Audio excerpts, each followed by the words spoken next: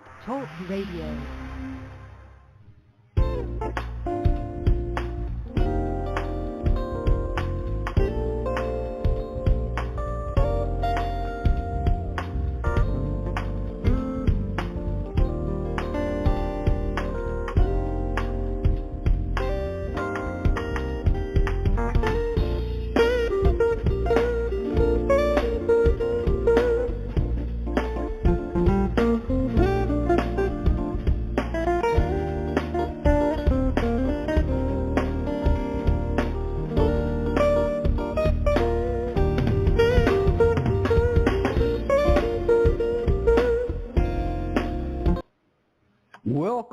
Welcome everybody to Morris Talk Live 100. I'm your host, Tarhaka Amana El Bay, and today we will be dealing with stolen legacy.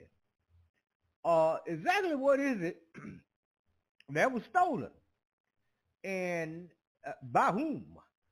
And what we want to do is bring out to the extent of what someone would steal from someone else, what the extent they are willing to go. See, now, the way I see it, okay, you, let's say you go in a grocery store, you steal a package of meat, and you stick it under your shirt, and you walk out the door, you stole some meat. You got away with it. Okay, they just ain't caught you yet. But what about someone stealing something from you, and not only have they stole it, they turn around and act like they you? What kind of crap? I mean, you know, stealing is illegal. And it's wrong, morally wrong too. But you're going to steal something from someone, act like it's yours, act as though you are the one who invented it, and lead the world to believe that you are the creator of it, when you know doggone well you stole it from someone else. Now, that's not the bad part to me. The bad part to me is you gonna go one step further, turn around and tell your wife and children that you are the man of the house, when you know doggone well you're a fake in the beginning, and you're fake right now. I want to know, how could you face yourself? How could you look in the mirror and live with yourself knowing all the time that you are a lie and you are living a lie? There was a time when there was a man, his name was Jack Johnson. I want y'all to go ahead and look this up. And he had risen to the top of the ranks in the boxing league. And by some hook or crook, I still can't figure this out, how they said that boxing was a white man's sport. From where? When? How? How did that get? Nevertheless, you had the white boys, they are fighting and congratulating each other and telling each other who's the champion of this, that, and the other. But Jack come along. Jack say, I know y'all divided, you know, y'all over there, we over here, and y'all patting each other on the back and calling each other champions. But I'm the champion over here. I want you to give me a shot at the title that you fighting with. So America will know who the real champion is on this land that we own. No, sir, you're a coward. there's no, I can't stoop down to fighting. You're yeller. I can't. This is, I'm the champion. The whole world is viewing me as a champion. Certainly, everybody in the United States viewing me as a champion. Which actually, okay, I understand all that. That's fine. But give me a chance. If you the man, then you the man. We got to go along with that. But this man named Leonard Jeffries, who was the champion, he traveled all across the United States. Everywhere he went, Jack showed up. Jack said, "Man, you gonna give me a shot? No, I can't fight you. You're a coward, man. You can't. This is I can't stoop to fight against you." And all over the United States, one day, Jeffries told him, because he kept on. Jeffries said, "Well, look, I tell you what, man, I'm gonna give you a shot, but these are under these conditions. Me and you got to fight in the basement, just me and you, man to man." Jack said, "No, because I want the whole world to see this him. No, I'm not gonna go for that." This Jack followed this man all over the United States, all over Europe, all the way to Australia, trying to get this man to give him a chance. Finally, one day, Jeffrey came back. Jeffrey said, "Look, it's going to cost you X amount of dollars, because I know you ain't got that kind of money. I'll fight you if you can come up with this here kind of money." And Jack ain't had the money, but guess what? Jew jumped up. He said, "I'll put up the money. I'll put up the money." And in July, in Las Vegas, Nevada, they climbed into the ring. Jack put a whooping on him. Washing powder couldn't take off. The police jumped in the ring. So you hit him again, and I'll shoot you. He almost beat him to death. Knocked him through the ring ropes. But what is interesting about that is Europeans have put in the newspaper that whoever wins this fight is the man, the real man in America, whoever wins this fight. Jack beat him. America erupted. They was beating up black people all over the United States. I think some folks got killed. You got to go back and look at it right there on YouTube. Look at Jack Johnson, and they done edited and watered it down. Of course, you know how they do. They ain't gonna just tell the raw, butt naked truth, but you'll see exactly what happened. You call Jack the Big Smoke. In order to bring Jack down, Jack took his wife, which was a white woman, and they're going out of town, crossed the state line, and then acted the Mann Act against Jack. Brought in the United States military because he had crossed the state line with a white woman. It took the entire United States military to bring Jack down, just for winning a fight and being a champion. But in the minds of the people, because of the media, they had said whoever wins this one is the man in America. America erupted. Okay. Now we want to deal with the stolen legacy. What was stolen from our people? What is manufacturing extremism? What is Western freedom? What is colonizing talent? What is the economics of racism in the United States? The number to dial into the broadcast is 563-999-3443. I'm going to the commercials. When we come back, we're going in. Okay, everybody. October the 26th, right here in Duval County, Jacksonville, Florida, the Black Vegan Fest will take place. Live bands, live entertainment, professional chefs will teach you how to cook healthy. If you are a vendor, go to www.urbangeoponics.org and sign up. Bring your fishing gear with you. If you're a fisherman, we got the river right in the back of the property.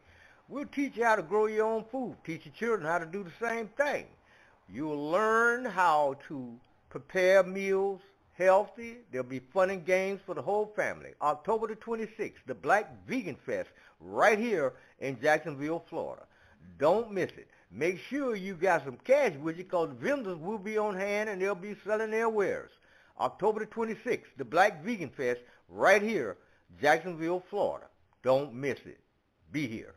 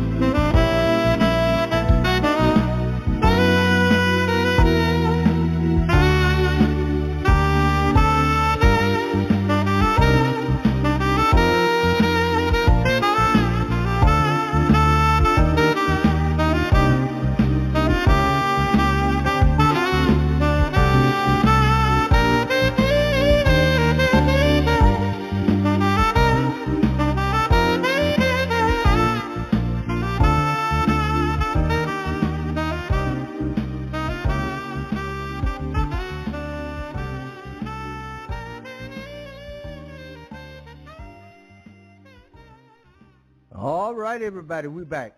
Now, let me finish telling you about Jack. Jack had an exhibition one time, a fight with a white boy named Stanley Ketchel.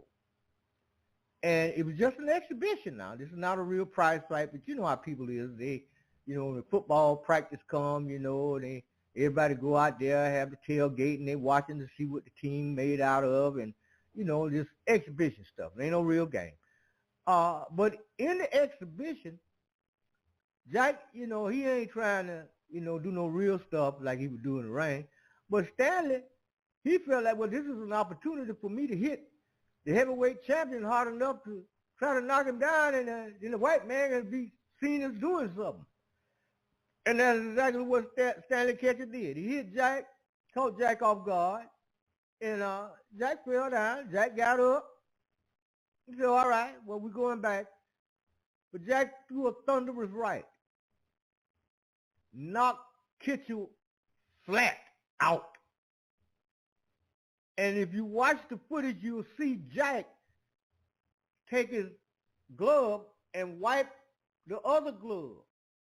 He's wiping Stanley Ketchell's teeth out the glove. He hit him just that hard. He hit him so hard he fell on the floor.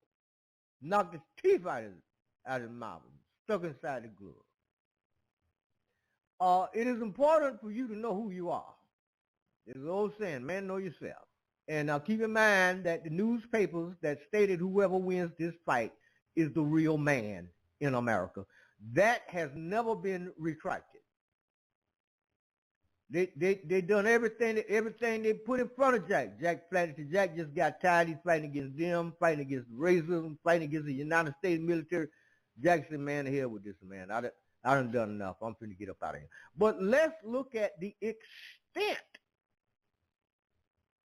of what people are willing to go through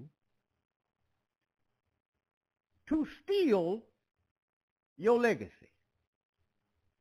Now let's deal with the black backdrop first, and then we're going to discuss this stuff. Okay?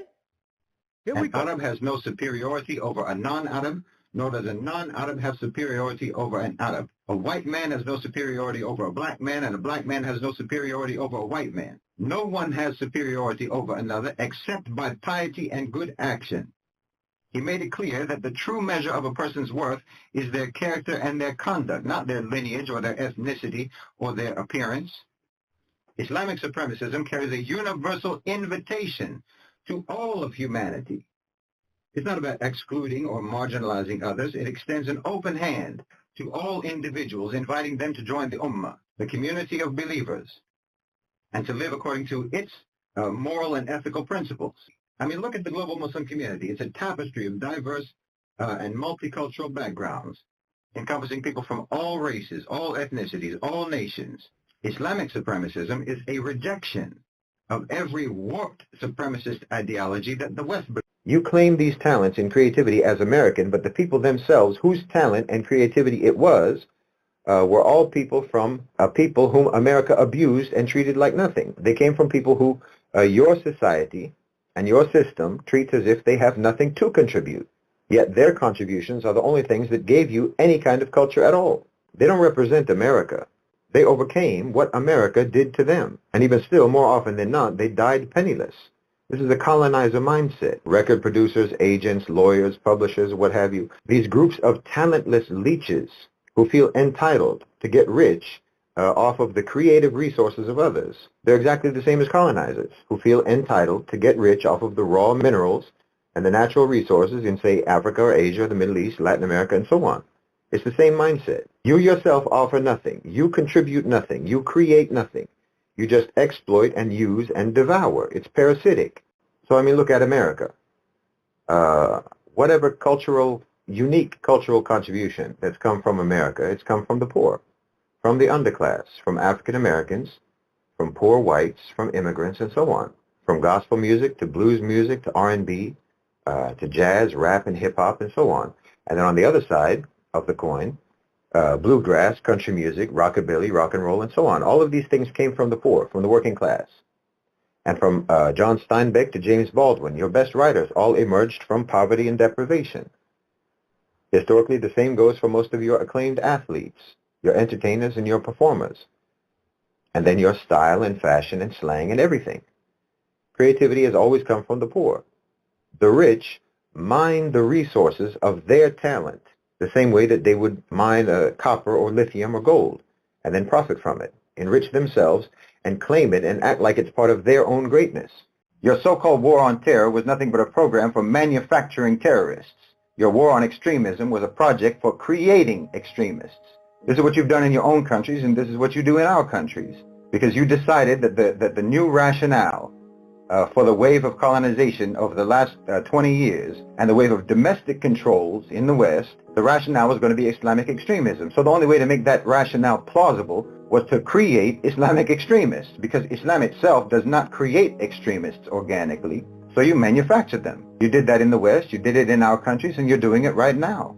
So for most of us, when we read stories about so-called jihadis in Africa, in the Sahel, or wherever else, for most of us, what we read is Western colonizer brigades operating under the camouflage of jihadism. Your so-called Muslim extremists have killed Muslims more than anyone else. And you think we can't put two and two together? Blacks commit more crimes than whites do. Okay, well, first of all, what he means by blacks commit more crimes is in fact that African Americans are more often convicted of committing crimes in the United States than any other racial demographic, which is very different from what he said. All that indicates is that the so-called criminal justice system in the United States is primarily only effective in the selective investigation, prosecution, and conviction of African Americans and other so-called minorities, as opposed to investigating, prosecuting, and convicting white perpetrators. The statistics that he's citing are actually an evidence arguing racial bias in policing, in prosecution, and in trials. It's not an evidence of greater criminality along racial demographic lines, no. Rather, it's only the assignment of criminality that falls along racial lines. I mean, more than half of all violent crimes in the United States go unsolved, overwhelmingly the case in certain types of violent crimes. So we're not talking actually about a criminal justice system that works, that's actually effective, that's actually efficient, that actually does its job. What we have is a criminal justice system that disproportionately seems to only quote-unquote work when the perpetrators are not white. African American victims of homicide, by the way, make up most of the victims of homicide cases that go unsolved, whereas most homicide cases in which the victim is white, those get solved. In other words, crimes against white people are more likely to get solved than crimes against African American people or any other so-called minority group, a member of the global majority. And they're even more likely to get solved when the perpetrator of the crime happens to be African American. So in other words, if you're a white victim, you're more likely to get justice, and if you're a white perpetrator, you're more likely to escape justice. That's the system, and that's all that is evidenced by what he's saying. So when you look at the number of unsolved crimes, it's not unreasonable to assume that the, say, 60% or so of violent crimes in America that never get solved, that those are very possibly crimes committed by white people against African American people or against other so-called minority groups.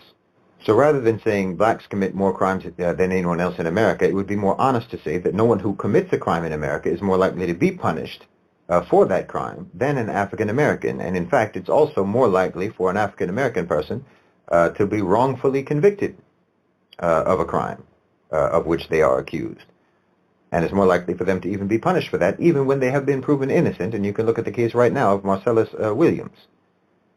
So the statistics that he's citing actually only substantiate the belief that the so-called criminal justice system in the United States is a major component of what you can call a systematic domestic ethnic cleansing program in America, being carried out against African Americans and other members of the global majority. That's all that is evidenced by the statistics that he's citing. And this, in fact, demonstrates a vastly greater degree of criminality than anything that he mentioned. And I would go further to say that this speaker himself, with the statistics that he's mentioning and the interpretation that he's putting on those statistics, that he himself occupies a propaganda role in that ethnic cleansing system, for which, in my opinion, he could and should be prosecuted under international law.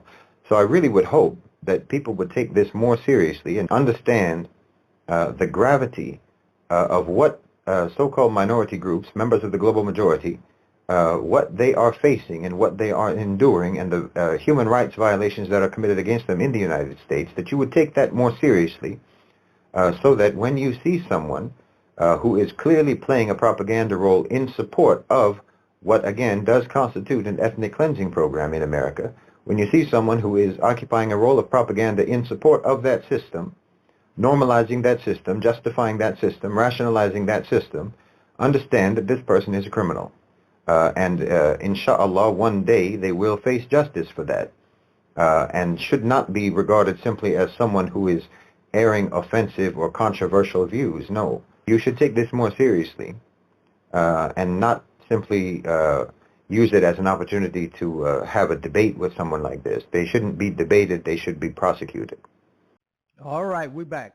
Now, that is the basic foundation that I wanted to put on or spin on this broadcast, but I'm still not through talking about Jack Johnson. Now, they made a movie about it. A lot of the young people today, they wasn't born during that time, but it was the original movie that they came out with. The name of it was King Kong.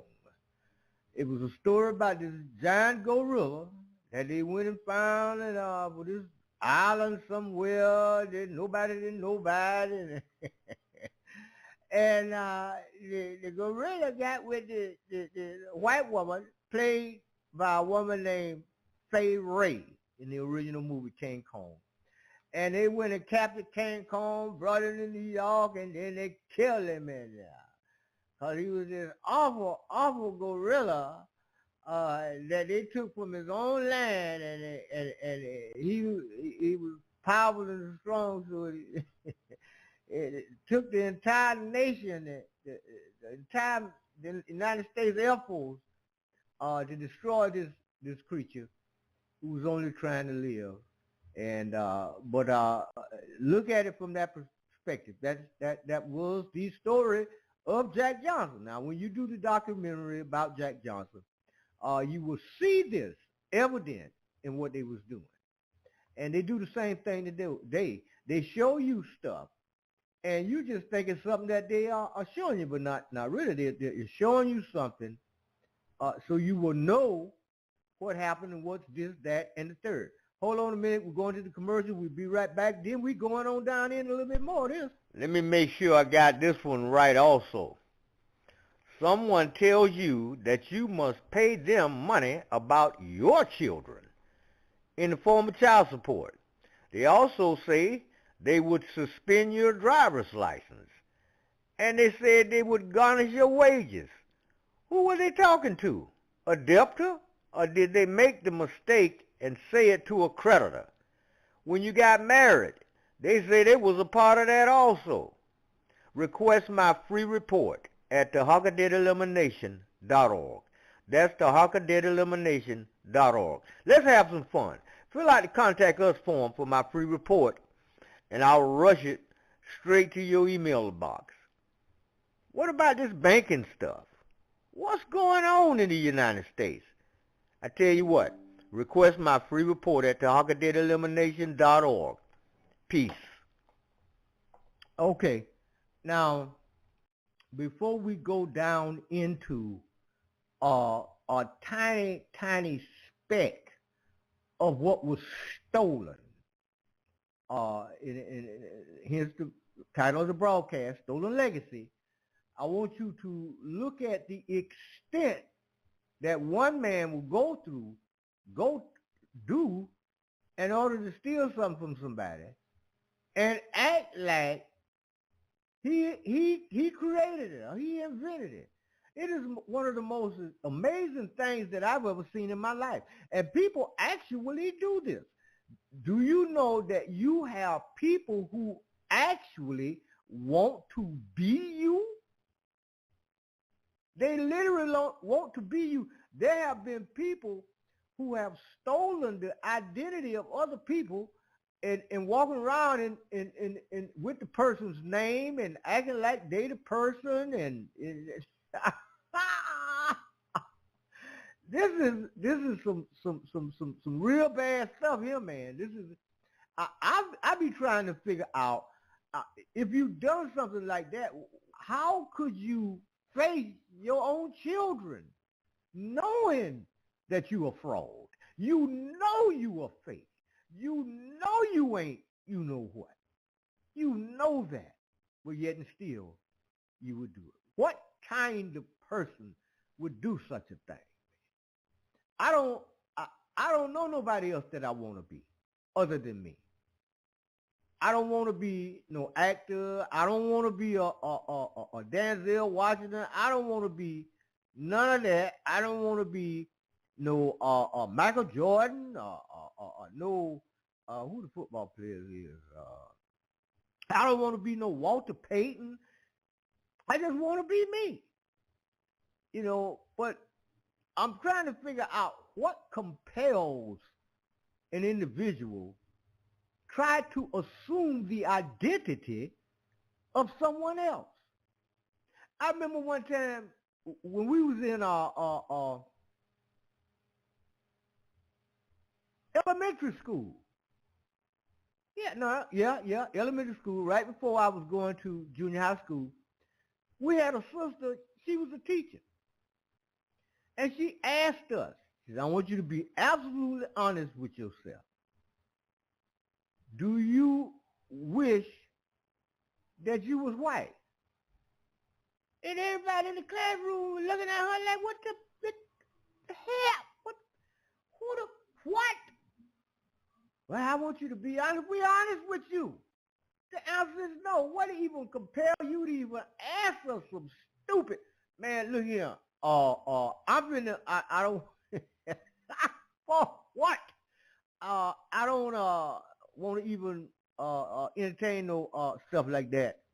But that is the question that she asked us. It was incredible that she would even ask a question. Even after I got out of school, I was thinking about it. You know, why would she, you know, what for? I want to be what? For what? Excuse me. Okay. All right. Let me calm down a little bit over this here garbage. But anyway, I haven't heard from my brother in a long time. Bring him on and see what he got. All the injustice.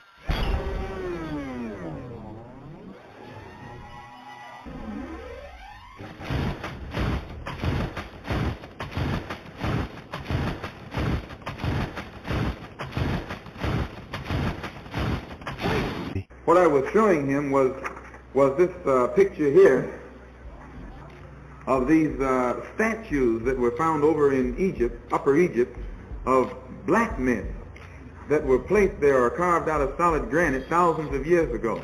And if you notice, he didn't ever turn it toward the camera. He kept it down. Well, I started to turn it toward the camera, but I didn't. I was trying to be polite. And at that point. And but today in the Los Angeles Times on page 2, they have this same picture. You look in today's Los Angeles Sunday Times, and they have a story on page 2 about this temple over in Africa. They call it Egypt, but Egypt is in Africa. And the value of which is so tremendous, it points out how the United Nations is trying to float a loan of around $30 million to save this temple from being covered by the waters that will be brought up by this Aswan Dam that they're trying to build over there. And this thing is so shrewdly done that the average Negro will look at it and read it, and because it says Egypt, he never identifies it with him or him with it. It shows you how shrewd the white man is. But when all you have to do is look at the features of the thing, and you can see, brother, they got all the features that the white man says Negroes have. But because it is associated or connected with something of such value, archaeological and historic, anthropological value, the white man tries to steal it for himself and says, no, these are white people, these aren't black people.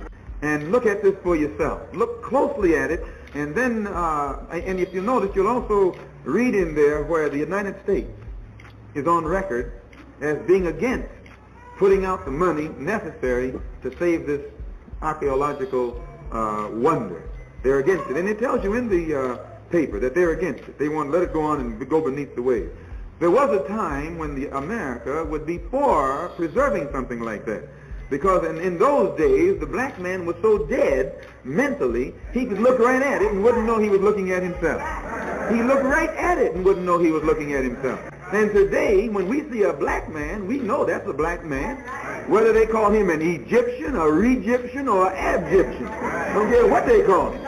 All you got to be looking like you, he's the same thing as you. And this man that they have here, brothers and sisters, it has nothing but the features of a pure black man. Also, they tell me that there's an exhibition going on in Los Angeles right now somewhere about King Tut. Where is that? Some kind of museum. Where is it? Exposition. Where is it?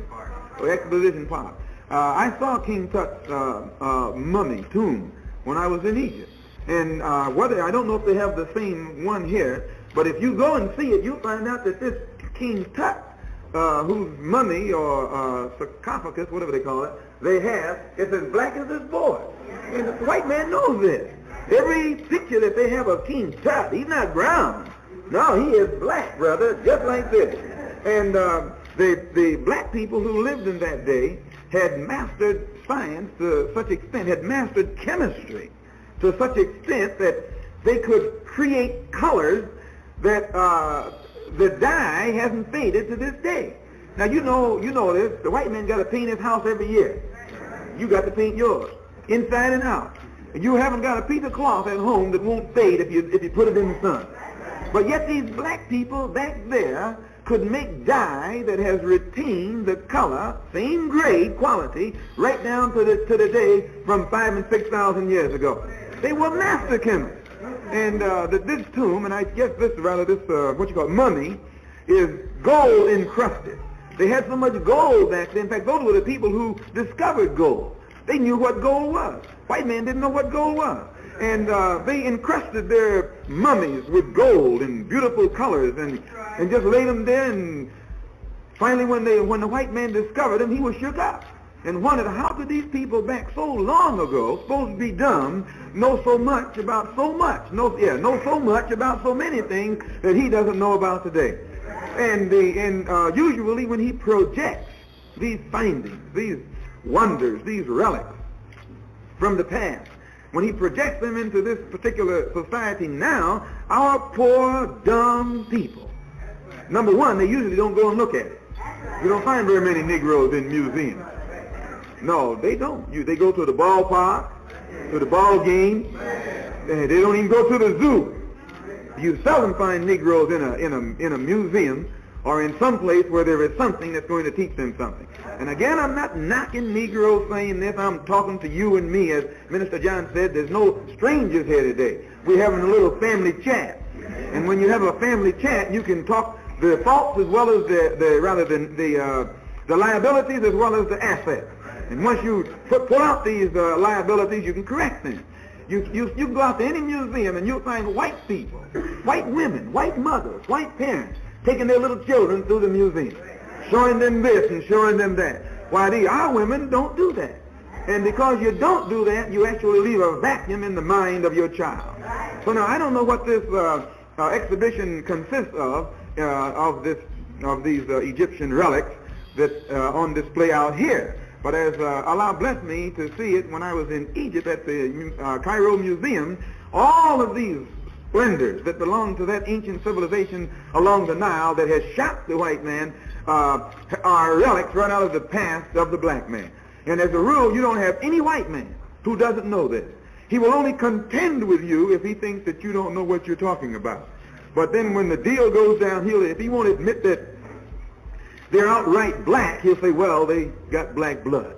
He's hard for him to admit the full truth, but if you can get him to admit a little bit of truth, the Negro will wake up, because the only truth he accepts is truth that he has come from the lips of the white man.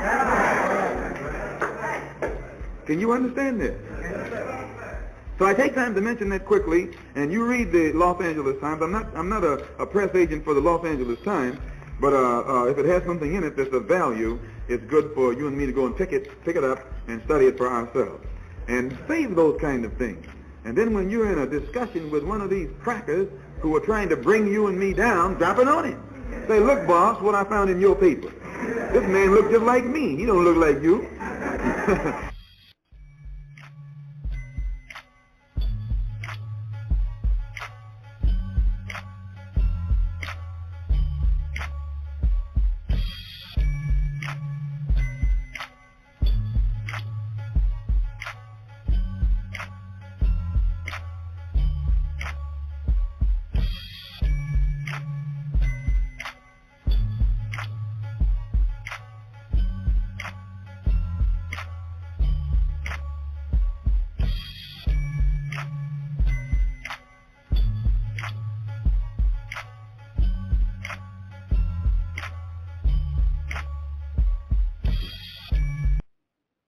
All right, we back, everybody. Now, let me start by stating right now, I don't have to hate nobody. You know, all I got to do is just love myself. I love my family and love my people. I know you heard me say this 1,000 times. I stopped saying it for a while, but I'm going to say it again today. My people come first and everybody else on earth comes second. Okay? There you go. That's right. I said it. All right, let's roll. Now, we will be getting down into the economics of racism. But right now, we are still dealing with a stolen legacy. And I know you heard me tell the story about the brother tried to accuse me of hating white people in front of white people, trying to throw me under the bus. And I was forced to let them know that, you know, that's an insult to me because I came from a species of people, the greatest people that ever walked the face of this earth, and we have evidence that we can prove it. Okay, I only deal with what I know for a fact and I can prove. So I have to consider that as an insult, because I remember what Dr. John Henry Clark said. He said Greece and Rome were not European creations. The ancient African Egyptians that went through thousands of years, 25 ruling dynasties, and their civilization was coming to a close before Europe was ever born. So why would I, because we had it invented and created and then wrote down on parchment, there is nothing new under the sun, because everything that is and everything that could ever be, we've already been there, done that. So why would I be racist against you? Why, how could I possibly be accused of being racist? I can't be. I can't. Unless praising myself and loving my people and loving our achievements over time it makes me a racist. I don't understand that. That can't be the problem. I'm not multicultural. I'm not out here trying to love everybody. No, I'm trying to love myself and trying to love my people and my kind. You know, see, I look at it this way, brothers. For the brothers and sisters out there that are dating, are in love with, are married to someone outside of your race. I use the word race, that's the latest thing they created for us to use to show some type of difference. But nevertheless, my statement is this. Today, when you know better, then you do better. Okay? When you know better, you do better. Now, it's one thing to be willing to know the truth, but it's something else when you don't know the truth and doing everything you can in your power to keep from knowing the truth. That is not ignorance. That's stupidity, in my opinion. That's just the way I see it. You know, I hope y'all checked out the previous show that I did about God, religion, spirituality, and our ancient story and history and all that. We just did that. And but today we're dealing with this stolen legacy thing. Okay? And I'm going to go down here and do a commercial. When we come back, we're going to deal with a smidget of something else that they stole. Okay? Hold on a minute. If it is against the law for the bank to loan out depositors' money to you, how could the bank give you a loan? And if that's the case, how are they able to keep their doors open? And in some cities, they have the biggest buildings in town. What happens to the person who deposits money in the bank? What do they receive outside of nickels and dimes in the form of what's called interest? How can you get paid? Go to TarhakaDebtElimination.org. That's TarhakaDebtElimination.org. Fill out the Contact Us form, and I'll rush you my free report. Let's get down to the bottom of this situation. Let me show you how what's going on in how to deal with it. Okay, TarhakaDebtElimination.org. Peace, y'all. Salute, chat. Welcome to Straight Convo. It's your boy Barry the Prince.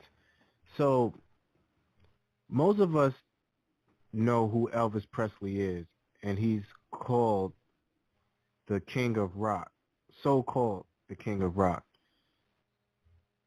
To this day, a lot of people don't know that Elvis Presley is not original. The way he sing, the way he dance, you know, the way he move, his sound, his whole style. God, this is a video of one of the black men who, basically he was emulating, like the voice and everything, his whole style of singing. And his name is Roy Hamilton. So I'm going to play the video, then we'll come back and talk about it. Okay, let's cut one. His musical hero, seen here in a rare movie appearance, was Roy Hamilton. My chickadee, come here to me. An obscure R&B singer who greatly influenced Elvis's vocal style. Roy had a record called I'm Gonna Hold On Tight and Don't Let Go. Well, I won't stop for $1,000,000. I love you so. Just hold it tight and don't let go. Hold on tight and don't let go. Elvis goes, that's got to be the bottom part of my voice. And Elvis just grabbed it, okay? So who do you think when your house says you look up in love? Come on, shook up.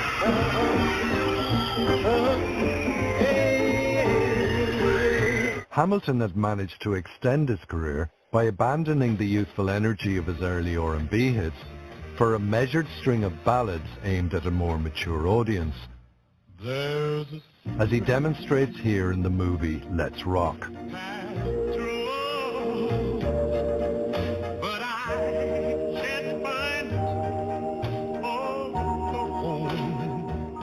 My father was an amazing balladeer.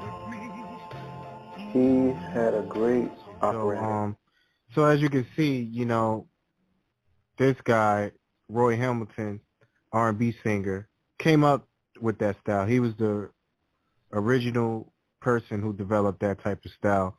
And Elvis Presley stole it. Let's just be honest. He stole it from him and made millions and billions probably. And this is nothing new. This is all music here in America that was stolen from us, and we haven't got the full recognition. Yeah, and not only that, he stole from Little Richard, he stole from Chuck Berry, you know, so many other artists that he stole from, you know. But this is just to give you guys a quick, you know, history lesson. And no, the real king of rock is people like Roy Hamilton, Chuck Berry, Fats Domino, Little Richard. So these are the real king of rocks. Anyway, it's your boy Barry the Prince. Let me know what y'all think. Like, subscribe, comment. Peace. Elvis immediately began a journey to regain control of his musical career. His first item of business was the songs themselves. Elvis knew he couldn't just retread his former rock and roll glory. Nonetheless, to find the sound of his future, he looked deep into his past. Hiya, Roy. You all set to go? Okay, let's cut one. His musical hero, seen here in a rare movie appearance, was Roy Hamilton. My chickadee, come here to me. An obscure R&B singer who greatly influenced Elvis's early vocal style. Roy had a record called I'm Gonna Hold On Tight and Don't Let Go. Well, I won't stop for $1,000,000. I love you, God. Just hold it tight and don't let go. Hold on tight and don't let go. Oh, he's a, oh, oh. Elvis goes, that's got to be the bottom part of my voice. And Elvis just grabbed it, okay? So who do you think of when your house says you look? I'm in love. Come on, shut up.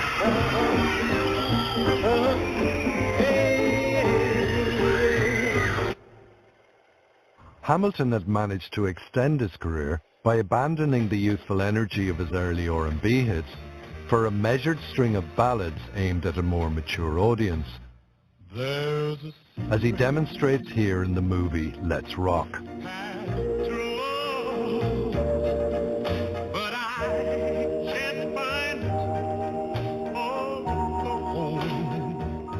My father was an amazing balladeer. He had a great operatic and gospel type style. He a big booming voice, and it was like I would call him the Black Caruso, of music, or rhythm and blues. The Black Caruso of rhythm and blues. Walk on through the rain. If Hamilton could do this, why not Elvis? So it was to the later Hamilton that the king looked for his own second coming. On the 10th of September 1967, Elvis booked into RCA's Studio B in Nashville with his producer Felton Jarvis to record the Rodgers and Hammerstein ballad You'll Never Walk Alone, which had been a hit for Hamilton back in the 50s. And you'll never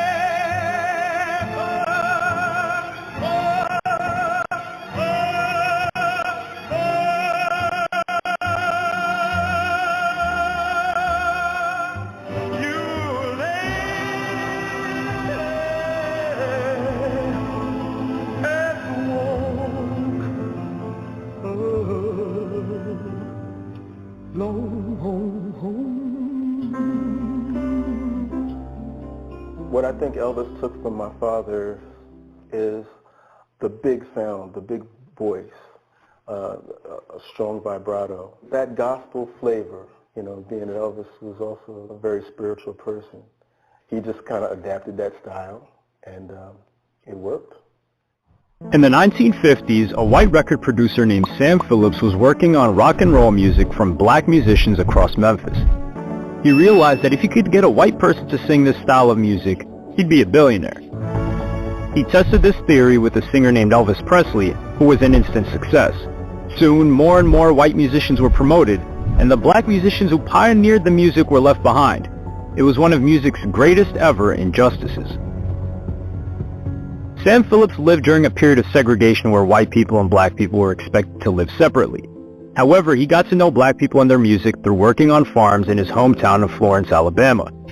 In an interview, he said, "As a child, there was a real awakening of my spirit because I had spent so much time around black people. I saw the unbelievable talents that these people had. In Florence, white and black people picked cotton together, plowed together, did everything except, quote-unquote, socialize." And this amazing music of blues, gospel, soul, and jazz was not being heard by the average American. Sam then moved to Memphis, which was, at that time, the epicenter of black music, In venues alongside Beale Street, the likes of jazz legend Louis Armstrong and blues pioneer B.B. King would regularly perform. However, because of the way things were, there was a lack of recording studios available to black musicians, and Phillips tried to correct this by setting up his own recording studio. Here, anyone of any race could record a song at a very affordable price. In 1949, Phillips signed a lease to an old automobile glass repair shop, and a year later he opened Memphis Recording Service. Phillips said, "I just thought that black music should be exposed in the right form, and somebody that purveyed it should not be ashamed of it." However, because of segregation, Sam was heavily criticized for mixing with black artists. His response was not to push back or anything, but to simply just get on with things. In an interview he said, "You almost have to transpose yourself back to those days and to what people had to confront. I knew the way whites felt about blacks. I didn't feel that way. Yeah, I didn't condemn the other people because I knew that to a degree they had no control over generation after generation of prejudice. These things I had to deal with, the social situations. I'm not a shrinking violet, but I never would have made it had I gone out and tried to challenge." Sam's recording studio was used by local blues artists such as Howlin' Wolf, B.B. King, and James Cotton. In 1951, he produced the song Rocket 88 by Ike Turner, which is often credited as the very first rock and roll song. This was a louder and more aggressive variation of rhythm and blues music with an emphasis on the guitar. Sam then set up his own label, Sun Records, in 1952. These artists were making great music, but not enough money. Around this period, Phillips uttered the prophetic line, "If I could find a white man who had the Negro sound and the Negro feel, I could make $1 billion." And eventually a 19-year-old truck driver called Elvis Presley walked into the studio hoping to record some songs as a gift for his mother. Phillips was impressed by his singing voice, his looks, and his charisma. His wish had come true when Elvis was signed to Sun Records. His debut single, That's Alright, was released in July 1954 and quickly became a hit. And there was a rather interesting distinction in how America responded to Elvis Presley over his black counterparts. Elvis's classic song, Hound Dog, was originally performed by the black artist Big Mama Thorne in 1953. Thorne's version was successful and peaked at #1 on the Rhythm and Blues chart, but did not cross over into the mainstream. Elvis's version, meanwhile, reached the top of the pop charts for 11 weeks running. Big Mama Thorne was left embittered by this, recalling how she, quote, "got one check for $500 and never saw another," and called it the record I made Elvis Presley rich on. Little Richard was a big rock and roll star, but his record label was eager to have his songs sung by white artists. In 1955, he released the song Tutti Frutti, but 2 years later, his label offered the song up to a white singer called Pat Boone. Boone said it didn't make sense for him to cover a recent Little Richard song, but the producers talked him into it. Despite being the same song, Boone's version made #12 on the national pop chart, with Little Richard's trailing behind, only reaching #21. Little Richard claims that he was sidelined as a rhythm and blues artist rather than the pop and rock artist that Elvis was being platformed as. In an interview, Little Richard said, "They didn't want me to be in the white guy's way. I felt I was pushed into a rhythm and blues corner to keep out a rocker's way because that's where the money is. When Tutti Frutti came out, they needed a rock star to block me out of white homes because I was a hero to white kids." And essentially, the higher-ups did not want Little Richard to become a sex symbol like Elvis. Little Richard went on to say, "The white kids would have Pat Boone upon the dresser and me in the drawer because they liked my version better, but the families didn't want me because of the image that I was projecting." Another common theme was that songs were covered but tweaked to be more palatable to a mass audience. The song Louie Louie by Richard Berry was a B-side in 1957, but in 1963, a cover by the white band The Kingsmen reached #2 on the Billboard 100. Richard Berry's version had lyrics sung in Jamaican patois and contained calypso elements. The Kingsmen's version stripped the song of these characteristics and became a huge hit. A similar thing happened much later when Eric Clapton covered Bob Marley's song I Shot the Sheriff. The track was slightly diluted of its reggae sound and performed much better on the charts. One of the few black artists that broke into the mainstream was Fats Domino, who had hits with Ain't That Shame, Blueberry Hill, and Blue Monday. He sold 65 million records and was the highest-selling musician after Elvis. In fact, Elvis even tried to use his platform to promote Domino too. After performing in Las Vegas, an interviewer referred to him as the king of rock and roll, but Elvis pointed towards Domino and said, "There's the real king of rock and roll." But arguably, Elvis' biggest rival of all was Chuck Berry. In 1956, Berry's management decided to make him look whiter in his publicity photos in the hopes of getting him more gigs. This stunt backfired when he turned up to the concert, and clearly, this man was not what he looked like. Chuck Berry was scheduled to perform a gig in Knoxville, but when he arrived, he was informed that this was a whites-only club, and they did not realize he was black.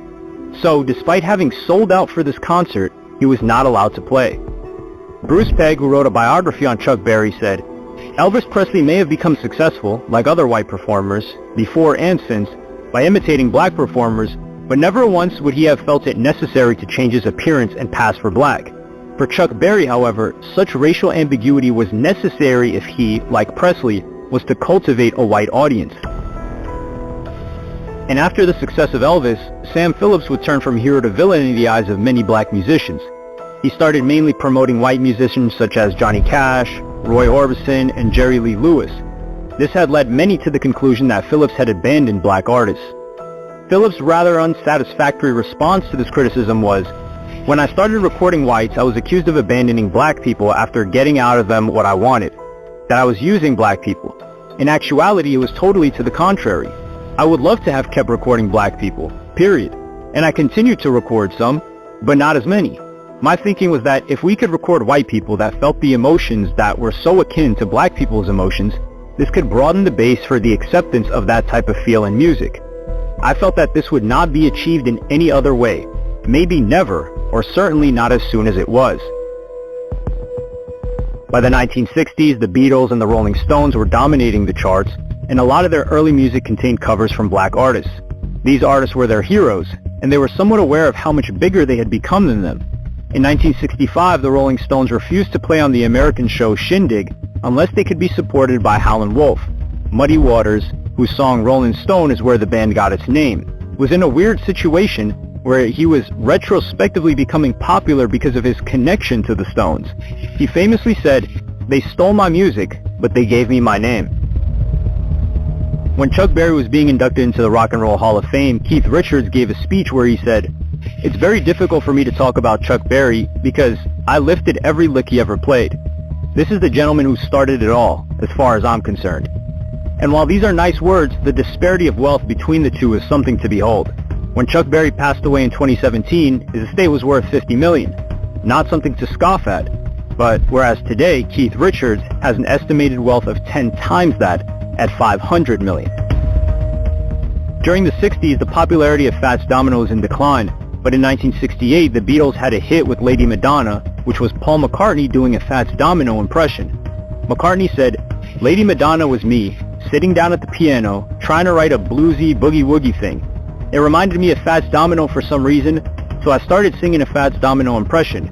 It took my other voice to a very odd place." Ultimately, rock and roll in the 60s was predominantly performed by white musicians, but with one notable exception, Jimi Hendrix. And by this stage in the mid-60s, rock music had gone full circle, where Jimi was accused of ripping off white artists. Music journalist Anthony DeCurtis spoke about this issue and said, "While bands like the Rolling Stones ransacked black musical styles and reaped adulatory reviews, Hendrix was accused of ripping off white artists like The Who, who, of course, characterized their own music as maximum R&B, derived from black American musicians, many of whom Hendrix had played behind as he was getting his start. In the coming decades, rock music was perceived as a white genre of music. It got to the stage where a record label naively wanted the rock singer Lenny Kravitz to make music that was more in line with his background. Kravitz said, "I was playing music that was rooted in rock and roll, which at the time they thought was white music. Of course, we know that black people invented rock and roll. They thought I should be doing hip-hop or an R&B, and they thought I was talented, but they did not want me to be making that music. They didn't know how to deal with that. So I was offered several deals and I could have taken them, but they would have wanted me to change, have somebody produce me, and I refused."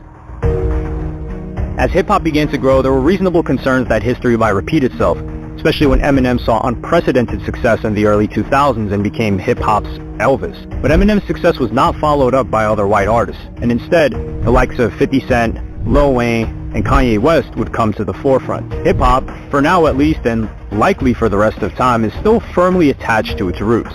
But as for the likes of Chuck Berry, Little Richard, Fats Domino, and others, their legacy is still heavily overlooked. So, if you are a fan of rock music and have never heard of any of these artists, it might help to give them a listen and see where the music you love came from. Make sure to subscribe for more. Chuck Berry was a pioneer in his field, often referred to as the father of rock and roll, who influenced a generation of musicians. Now, 3 months after his death at the age of 90, he's back, in a way. Jeffrey Brown explains.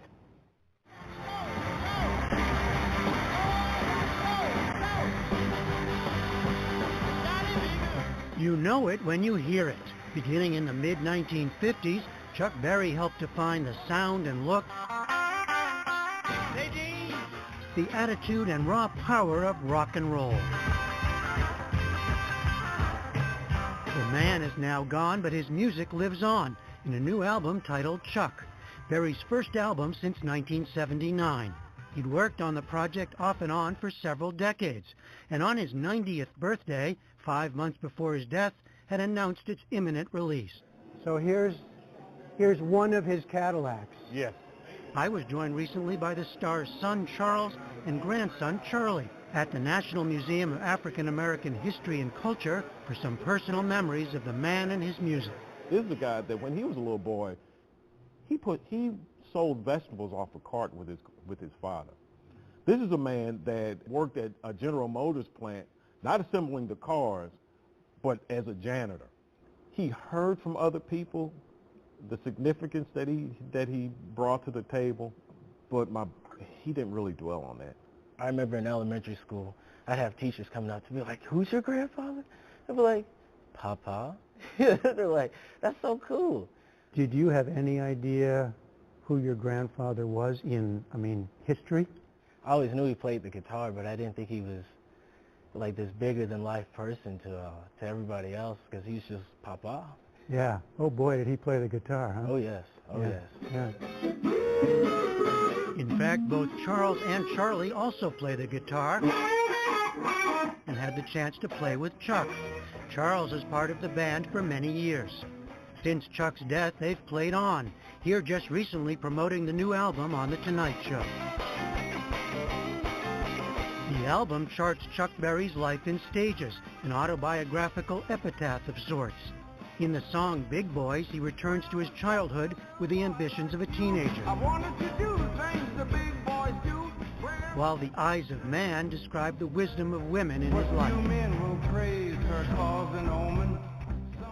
It's almost to the point that he was being philosophical over his life and letting everybody else know, it's like, hey, from a wonderful woman to a big boy to an eye of a man, here's my book. Here's the next chapter in my life that you get to have, and I hope you enjoy it. Berry continued to perform into his late 80s, including his renowned monthly gig at Blueberry Hill, a diner and music venue in his native St. Louis. He's really laid the law down for playing that kind of music. When I'm 65, 70, I got my grandkids. Chuck Berry, yeah, I met Chuck Berry. Matter of fact, I backed Chuck Berry up one night. You did? Yeah. My favorite song with Chuck is all of them. I like all of them. His influence is everywhere in rock music. The initial cultural jolt was jokingly portrayed in the 1985 hit movie Back to the Future. And honored 9 years later in Pulp Fiction.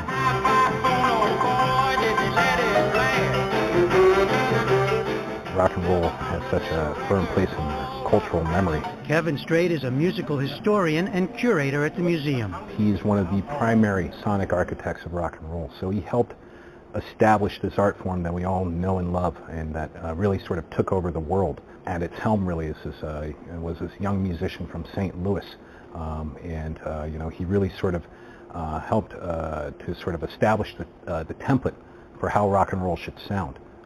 He's a phenomenal guitar player, phenomenal showman. Strait acquired objects from Berry for the museum's Musical Crossroads collection, including this prized guitar. This guitar is pretty special. a Gibson ES-350T. I mean, it's one of his early touring and recording guitars that he used, and it's nicknamed Maybelline after his first hit. Yeah, quite a first hit. Yeah. Quite a name, right? Cadillac done about 95, bumper to bumper, old side to side. Maybelline, can't you be true? Oh, Maybelline, can't you be true? And that red 1973 Cadillac Eldorado?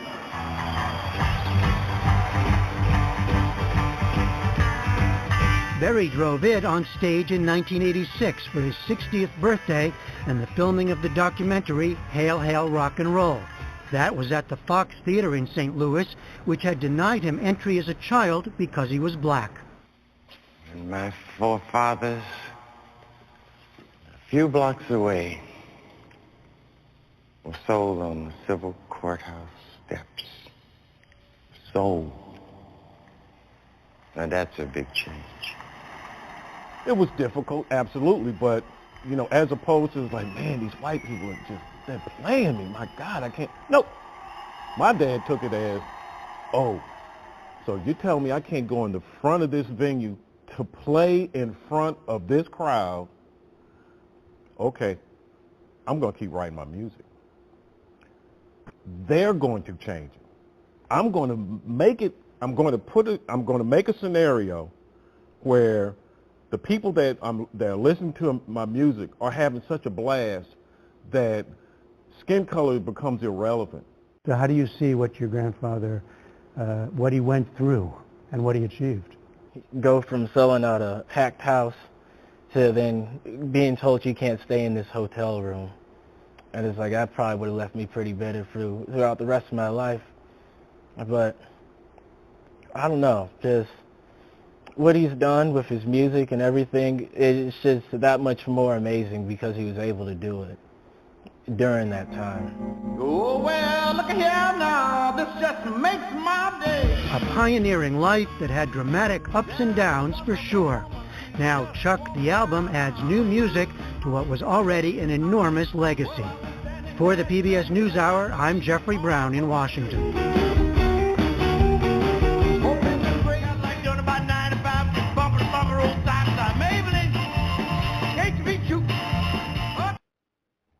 All right, everybody, we back.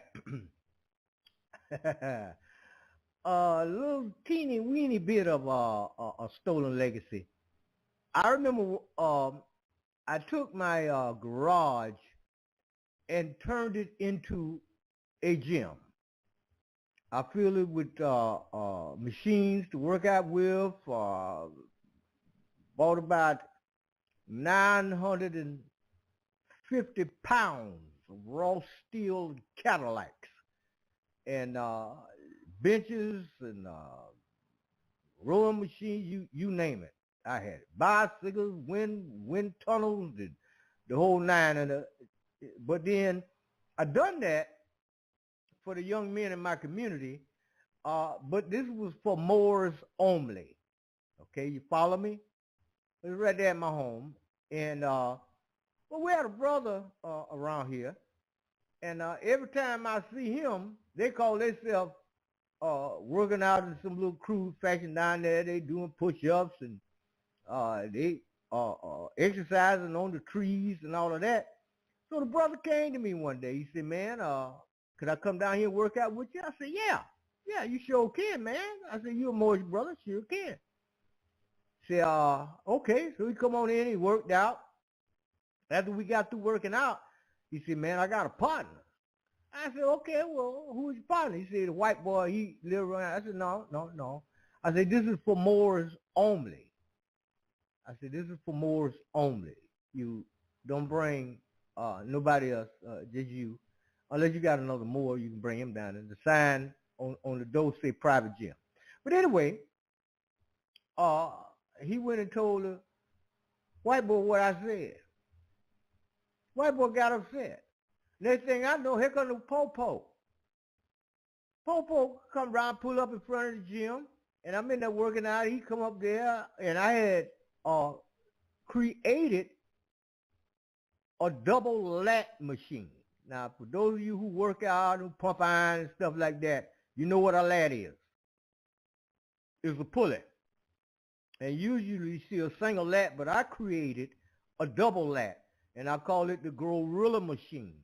I had a 4.8 beam, wooden beam that come across the garage, and I tied in some bolts up in there and some pulley machines, and I dropped it down and put 35 pounds on the right and 35 pounds on the left. But the object of this machine is you got to bring both arms down and under and tuck for one rap. And the popo, he come up there, he got out of the white boy. I said, man, you got you a gym here? I said, yeah, it's for the mowers. Okay. Say, tell me what you do. I said, well, I just created this gorilla machine. I'll show you how it works.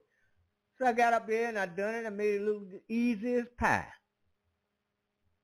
So the cop, he told me, he said, let me try it a minute. I said, okay, now you got to be careful now. With no gorilla, you got to go along with it.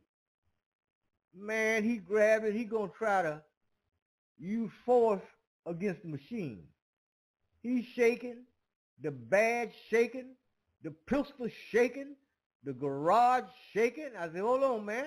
I said, you going to pull your collarbone out. I said, back up a minute. Let me show you how to do this thing. One more time now. Just watch how I do it. I grabbed it and pulled it down and tucked it on him. He said, man, you make it look so easy. I said, well, it sounds easy if you do it right. Oh, he grabbed it again. There comes the shaking, and he said, man, golly, man. He said, man, I'm sweating, and hell, I just got to work. I said, well, you better get from around here because you're going to need to go lay down. I said, wow. But nevertheless, it is amazing to me how the extent that people will go when you, our people, say, well, okay, this is just for us. This doesn't include anyone else. This is just for us. And at the same time, we are, in the United States of America, a society of strangers. Isn't that amazing? I'm going to let Bolson come in and explain that part to you. Hold on a minute. You know, if you think about the totality of our history, human beings have not really lived in sprawling cosmopolitan communities for very long. It's only been relatively recently that we came up with non-familial, non-tribal formulations to organize ourselves. The most natural organizing principle has always been the family, and then extended family, and then growing out from there, tribes. And these sorts of configurations operate with more or less naturally developing sources of authority and order within families, within extended families, within tribes. But when you get bigger and you start having communities and societies being brought together with no familial or tribal interconnections, societies of strangers essentially, then you have to codify the rules. You have to implement sort of synthetic codes of order and conduct. And the sources of authority in that type of community or that type of society derive from those codes. Authority figures, leaders and politicians and so on, don't attain their positions through the natural process of proving their usefulness and their value to the family or to the extended family or to the tribe, but through the manufactured, agreed upon system of order. They're functionaries, and their authority is derived from the system. In other words, it's the system that matters, because the system is the only thing that makes a society of strangers even viable. Everyone has to agree to abide by the system, and that includes both written and unwritten laws. So basically, legally acceptable and unacceptable things, and socially acceptable and unacceptable things. And all of this must be enforced very rigidly. If the legal matters tend towards lenience, then the social matters must be more coercive. If the official codes of conduct, the laws as it were, provide for greater liberty, then the social codes of conduct will demand greater conformity, because a society of strangers is always going to be on the verge of falling apart. And the only thing that prevents that from happening is this system. So law enforcement, for example, has prisons. Social code enforcement has ostracization. It has banishment. It has canceling. You ostracize and marginalize people whom you deem to be too risky to the system of order, people who don't conform or who seem less invested in maintaining the artificial organizing principles of the society, because everyone has to agree to abide by the system, the official and unofficial system, the law of the land and the social mores of the community. And anyone who does not do that has to be strictly punished, because that punishment is basically a form of self-defense by the community to preserve the existence of the society itself. But the fatal flaw in all of this is that the system's authority is unconvincing because it is unearned. Conformity with it is simultaneously arbitrary and mandatory. In other words, you have to adhere to it whether you believe it or not, simply because it is necessary to adhere to it because of its function. It has to be this way because it has to be this way. And this doesn't really inspire heartfelt conviction. So then you have to find a way to make it convincing. And that's where indoctrination comes in. This nation that you have built of random people has to be invested with moral meaning so that the system of order and control can be understood as something that is preserving moral good. But you have to be very careful about what the indoctrination presents as the moral rationale. Because if, for example, your moral rationale is, say, freedom, then you have just created more problems for yourself. You have complicated the task immeasurably of conformity enforcement. And if you are even more specific and say that the moral rationale is individual liberty, then you've made it even more difficult. So you can see some of the problems that the West has been carrying, particularly the United States, for a very long time. I mean, it's very tricky to sort of balance the moral primacy of individual freedom against the existential social need for conformity. And the more you emphasize freedom, the more you have to sort of covertly enforce the restrictions on freedom, with the result being that the indoctrination collides with people's lived reality, and this causes profound cognitive dissonance, because the system that people are living in bears little to no resemblance to the way it's packaged to them, the way the system is packaged to them. I mean, not to put too fine a point on it, but what Westerners are told is their liberty is actually their irrelevance. It's like being in a prison yard. You can do whatever you like in a prison yard, but no matter what you do in the prison yard, it has no liberatory element. You are confined, and you call that confinement freedom. See, you constructed an artificial management system for this vast congregation of strangers, and an artificial authority structure. An authority structure and a management system that is necessary and is mandatory, but is inorganic. It's not a naturally occurring system based on ties of kinship. So you have to imbue it with legitimacy by painting it with a veneer of principle. This makes people feel that their mandatory conformity and adherence to the system is actually voluntary, and that it's a product of their own belief system. But you see, when you have placed freedom at the center of the moral rationale for your system, it can become conspicuous very quickly that the system does not actually allow freedom. Because obviously, in reality, freedom would be lethal to maintaining a society of strangers. Conformity is the necessity here. There's a reason why the country that is, most famous for being the freest country on earth, the United States, also happens to have more laws on the books, more regulations than any other country in the world, more than any other country in history, as a matter of fact, and why it has the highest percentage of its population in prison, more than any other country. So yeah, it's conspicuous. The land that is obsessed with the sanctity of individual liberty binds its citizens with laws and regulations more than any other place on earth, and jails more of its citizens than any other country.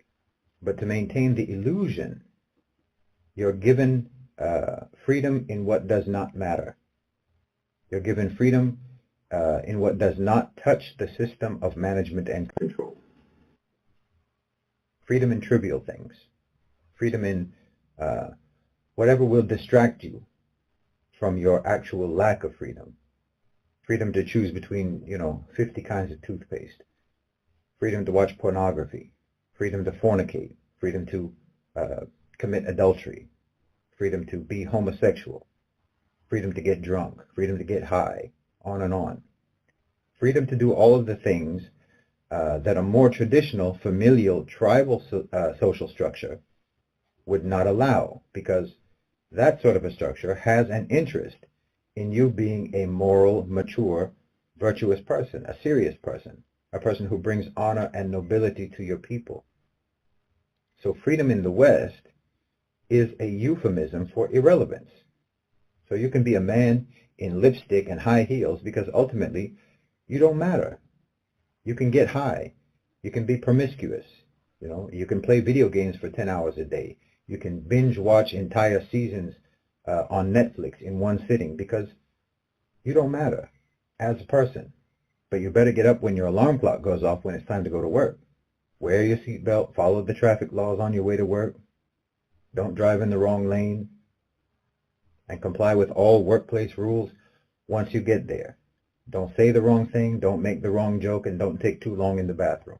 Pay your bills on time, pay your taxes on time. Don't violate community guidelines. And pledge allegiance to the flag. You have freedom in trivialities. And even that for only a few hours a day. But it's enough to convince part of your mind that the system is protecting your freedom. The system that you have no choice but to comply with. And again, that's because it's an artificial system. So belief in it has to be manufactured. Now, in Islam, of course, we've also grown well beyond familial and tribal structures, even though those structures are still very present and influential in our societies. But the difference is, our belief preceded our system of management and control. Our system developed from our beliefs. It's organic. It's not artificial. It's all synchronized. The moral rationale for the system is what gave birth to the system. And the moral rationale isn't freedom and liberty, but submission to the Creator. We believe in the laws. We believe in the objectives of the laws, and we understand them. We don't need to be indoctrinated. We don't need to be fooled or distracted or misled into thinking that we are doing anything other than complying, because we want to comply, because we believe in it. We comply even when the law of the land doesn't impose it. We comply with the Islamic system of order even when we're free not to. Our whole religion is self-compliance with the Sharia. This is something a lot of Westerners can't understand. I mean, would we like for the law of the land in Muslim countries to enforce the Sharia? Sure. Most of us would. But whether they do it or not, we're going to keep following it either way. In the overwhelming majority of Muslim countries, alcohol is legal. Adultery isn't a crime. Hijab isn't mandatory. Nobody forces you to pray. But the majority of Muslims still adhere to the Islamic rulings on these things. I mean, there's something revealing, about those Western films that take place in a post-apocalyptic world, like a zombie apocalypse or nuclear holocaust or something like that. They always depict a lawless, anarchic chaos of violence and banditry, brutality, a total breakdown of civilization. But in a Muslim version of a post-apocalyptic world, we'd be the same as we are now.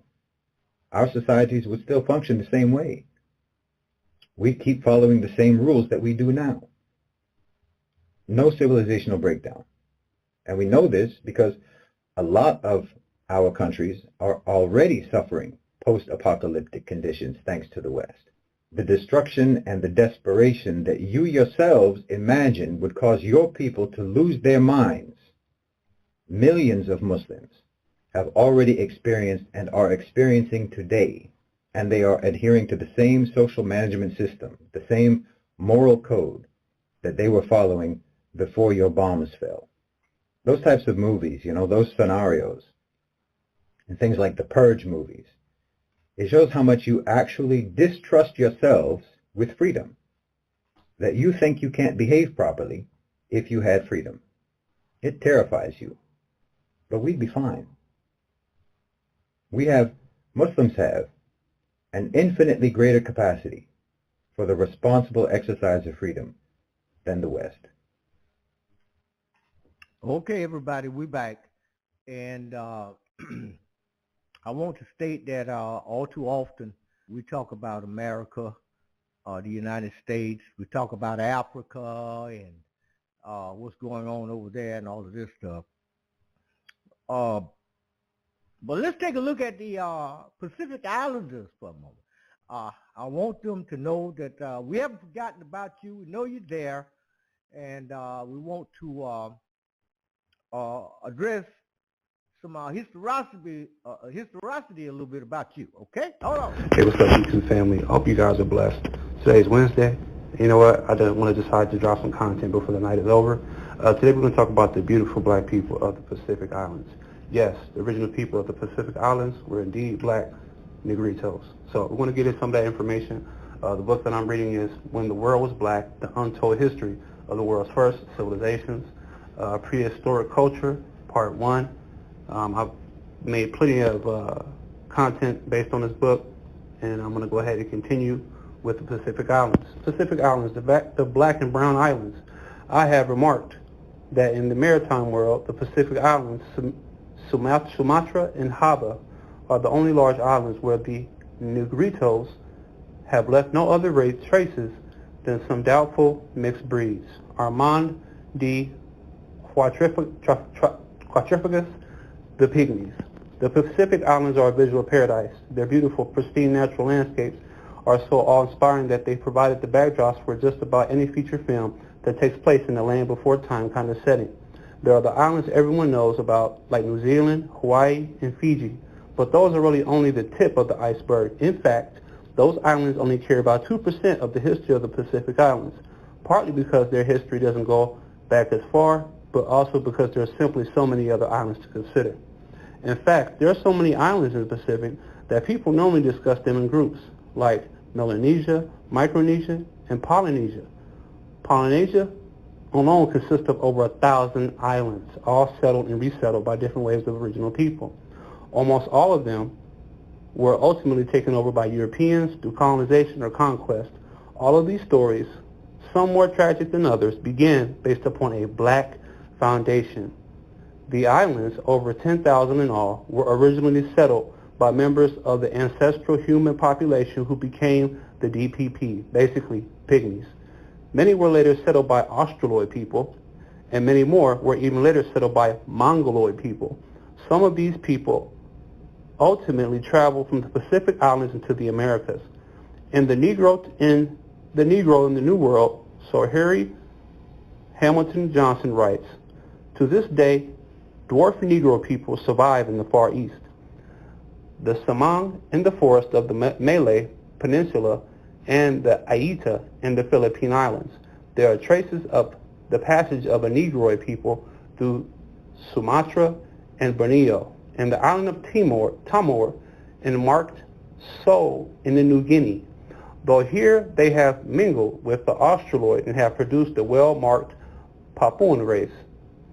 The existing populations of the Samoan Islands, of New Ireland, and of New Hebrides, I don't feel like I'm pronouncing that right, Hebrides, are much more Negro-like in physical characteristics. In fact, perhaps the people of New Ireland are the most nearly akin to the African Negro of all of the Asiatic or Australasian peoples. Asiatic Negroes also seem to have entered Australia from New Guinea and to have passed down the eastern part of that continent till they reached the thin peninsula of Tasmania, not, of course, without mingling with the Australoids. There is a Negroid Melanesian element in Fiji, and as far west as the Hawaii archipelago and among the Maoris of New Zealand in much less degree, also in Burma, Annam, Hainan, Formosa, the Ryukyu Islands, and southern Japan. The original people ventured far beyond the islands of Southeast Asia. They continued east, becoming the first to settle the Pacific Islands. Their first destination may have been the islands of Melanesia. Well-known parts of Melanesia include New Guinea, Fiji, the Solomon Islands, the Torres Strait Islands, the Trobriand Islands, and Vanuatu. The Pacific Islands are unique because anthropologists say the black people living there were, like many Australian Aborigines, still living in the Stone Age. We already shown that Stone Age culture can be entirely sufficient for meeting a people's needs, but the story of the Pacific Islands can take us even deeper. Without calling their culture primitive, as others have done, historian Nicholas Wade credits this fact to the tribalization of places like New Guinea, where 1,200 different languages occupy a region about the size of Texas. But were the people of the Pacific Islands in a state of stunted growth? Digging into this question makes us revisit the idea of change versus progress and the meaning of civilization. What does progress really mean? If it ain't broke, do we fix it? Just something to consider as we discuss the history of the world's cultures and civilizations. In 1526, Portuguese explorers came across a land that had not yet been conquered by any European nation. Jorge de Menezes, the first Portuguese governor of the Moluccas, named the island Alhadios Papus, based on the Malay name for his people, Orang Papua, which means frizzy-haired people. These people, later known as the Papuans, represent what Lothrop Stoddard called the eastern end of the Black Belt that once stretched uninterruptedly from Africa across southern Asia to the Pacific Ocean. The Papuans know of this belt. In the 1970s, Ben Tangama, foreign minister of Papua New Guinea, announced, "Africa is our motherland." Of all of the black populations which settled in Asia over the hundreds of thousands of years came undoubtedly from the African continent. In fact, the entire world was populated from Africa. Hence, we the blacks in Asia and the Pacific today descend from Proto-African peoples. We were linked to Africa in the past. We are linked to Africa in the present. We will be linked to Africa in the future. As early as 49,000 BC, blacks were living in the highlands of New Guinea, using stone axes with wooden handles to remove trees, which scientists see as evidence that the early inhabitants cleared forest patches to promote the growth of useful plants. Anthropologist John Hawkes observed, the highland aspect is more interesting, suggesting a fairly quick adaptability of early humans to a novel ecology. People had found the local plant foods in a unique ecology. They were exploiting a range of altitudes in their foraging activities and possibly were altering their landscapes by forest cleaning. This is, as noted elsewhere in this book, an early example of our agriculture knowledge, before the widespread use of agriculture. But how do we know the DBP, the Pygmies, were here? In the times of June 3, 1910, an expedition organized by the British ornithologists Union reported a tribe of little black people still living in the snow mountains of New Guinea at an altitude of about 2,000 feet above sea level. Guess what? After thousands of years of occupation in these colder regions, they were still black. What were they doing in these mountains? The first humans in New Guinea may have been remnants of the original people who left the Nubian complex long before 7,000 years ago. I'll explain. There are two large language families in Melanesia, Austronesian and Papuan. Austronesian originated somewhere in southern China or Southeast Asia and began expanding into Melanesia, Polynesia within the last 4,000 years. Most of these newer populations settled in places that were already settled by older people speaking incredibly old languages known as Papuans. In other words, the Papuans are the original people of that area. They were there long before Austronesian people came with the science of planting crops and stonemasonry. Genetic studies suggest that 84% of the Papuan people of New Guinea descends from lineages that go back to between 80,000 and 122,000 years ago, suggesting they could be survivors of a pre-Toba migration out of the Nubian complex. Dr. Victor Guara has theorized that these blacks were once settled in Australia, but encroaching waves of Australoid people sent them fleeing. Some went south into Tasmania, others sought refuge in the tropical forests of northeast Queensland, which was, according to Birdsell's research, once home to small groups of pygmies, and still others went north into New Guinea, and according to Rohrer, if the newcomers had arrived while New Guinea was still attached to Australia, the refugees could have made their way north by land. But if the sea had already separated the two regions, they could have retreated in boats or rafts, at least while the distance was not too great. The Australoid invaders would have followed them, and at that time, taken over the New Guinea coast, while the natives retreated into the highlands. When the Mongoloid people speaking Austronesian languages migrated into Melanesia between around 5,000 years ago, they, in turn, displaced these Australoid people, Gorer says. Their only cause would have been a retreat into the highlands, which would therefore have come to harbor a mixed population, partly of Negrito and partly of Australoid origin. Since these groups have formerly been bitter enemies, it's not difficult to see how the endemic warfare we now see in the New Guinea highlands could have originated at this point, although many of these populations seem ultimately to have merged both physically and culturally. Sounds like a troubled past, yet within past 300 years, the black people of New Guinea have suffered more threats to their existence than in the preceding 50,000 years combined. First, the Spanish came in 1545, introducing deadly diseases and escalating local conflicts into wars. Then the Dutch took over, making their things worse.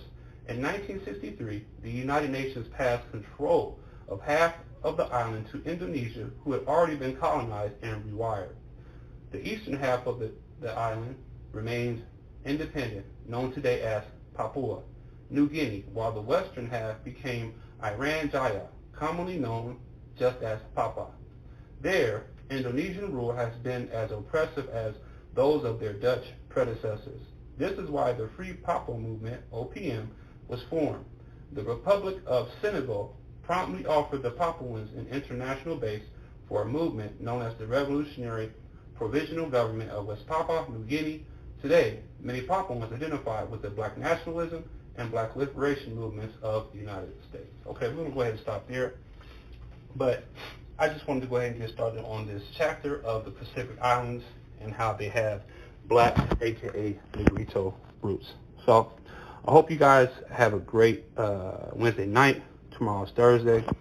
Hope you guys have a great day tomorrow. I just wanted to go ahead and bring you guys some content before the night was over. So, all right, everybody, we're back. Just want to put that little bit of information in there, that little tidbit. Let the people from the islands know that we have not forgotten about you. We know you are there. We know you have an ancient story. So we want to bring that out and put that on the board and chalk it up to saying we know you're there and we're going to put you on the map. In other words, remind everybody about you. And that's what I'm doing here this morning. We're going to take another commercial break, and we're just going to take a little break. And when we come back, then we're going in because we got to deal with what is the economics of racism. We got to deal with that. Okay? So y'all hold on a minute, and we'll be right back. Hold on a minute. If it is against the law for the bank to loan out depositors' money to you, how could the bank give you a loan? And if that's the case, how are they able to keep their doors open? And in some cities, they have the biggest buildings in town. What happens to the person who deposits money in the bank? What do they receive outside of nickels and dimes in the form of what's called interest? How can you get paid? Go to TarhakaDebtElimination.org. That's tarhakadebtelimination.org. Fill out the Contact Us form, and I'll rush you my free report. Let's get down to the bottom of this situation. Let me show you how what's going on in how to deal with it. Okay, tarhakadebtelimination.org.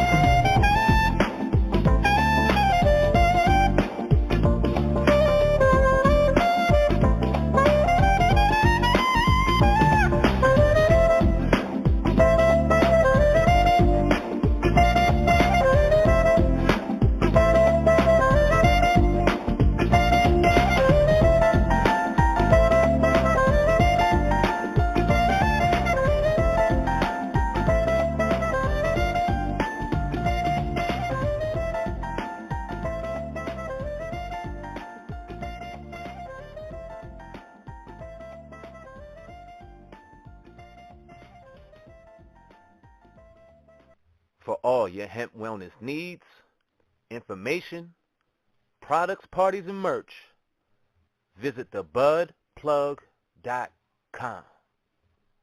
Promote your brand here at Vile Hip Hop News. Email me, samant@vhiphopnews.com. No, wait, let's go.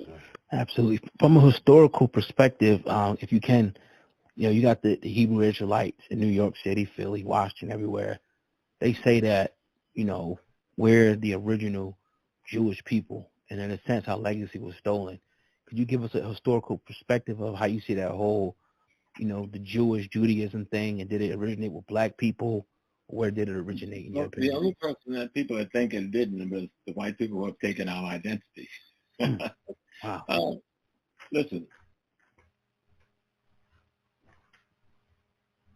everybody with any smarts who study history, let's say that there's nothing historically, there's no historical evidence other than the Torah or the Bible that talks about that. There's no history. But let's put the thing in a context that it might make sense. Kemet, Egypt, was invaded at a certain period in time by the Hittites, well, originally the Hyksos, and then the Hittites. And our people came up from the south, down in Sudan, you know, them black, blue people? They had retreated because the Egyptians were all black, blue. I don't know how they can go and look at these jet black mummies and pretend it's them. It's like an insanity beyond anything I could imagine. I don't understand because I've been there. Look at all these people with the big lips.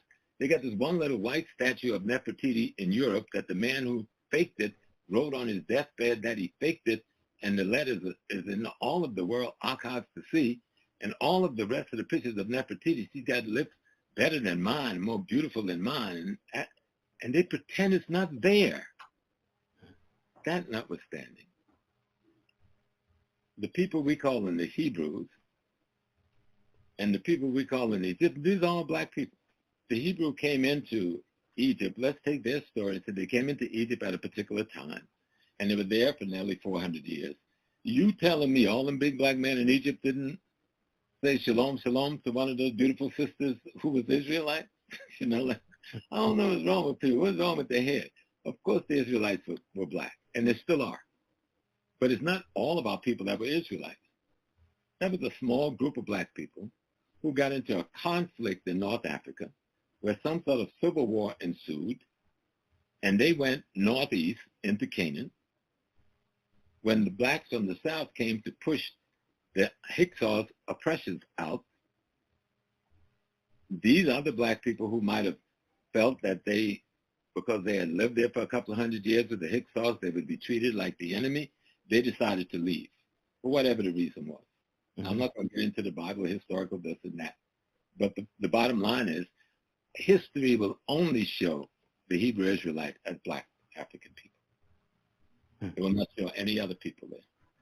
The people we call the Ashkenazis and the Sephardics, the Ashkenazis, the German, the Polish, the Jews, these Khazarian people from northeastern Europe who now there.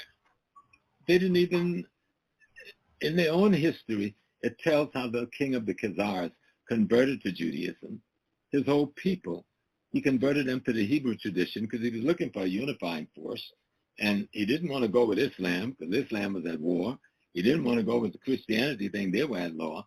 The Khazars of Eastern Europe were primary mercenaries for both the Christian and the Jews.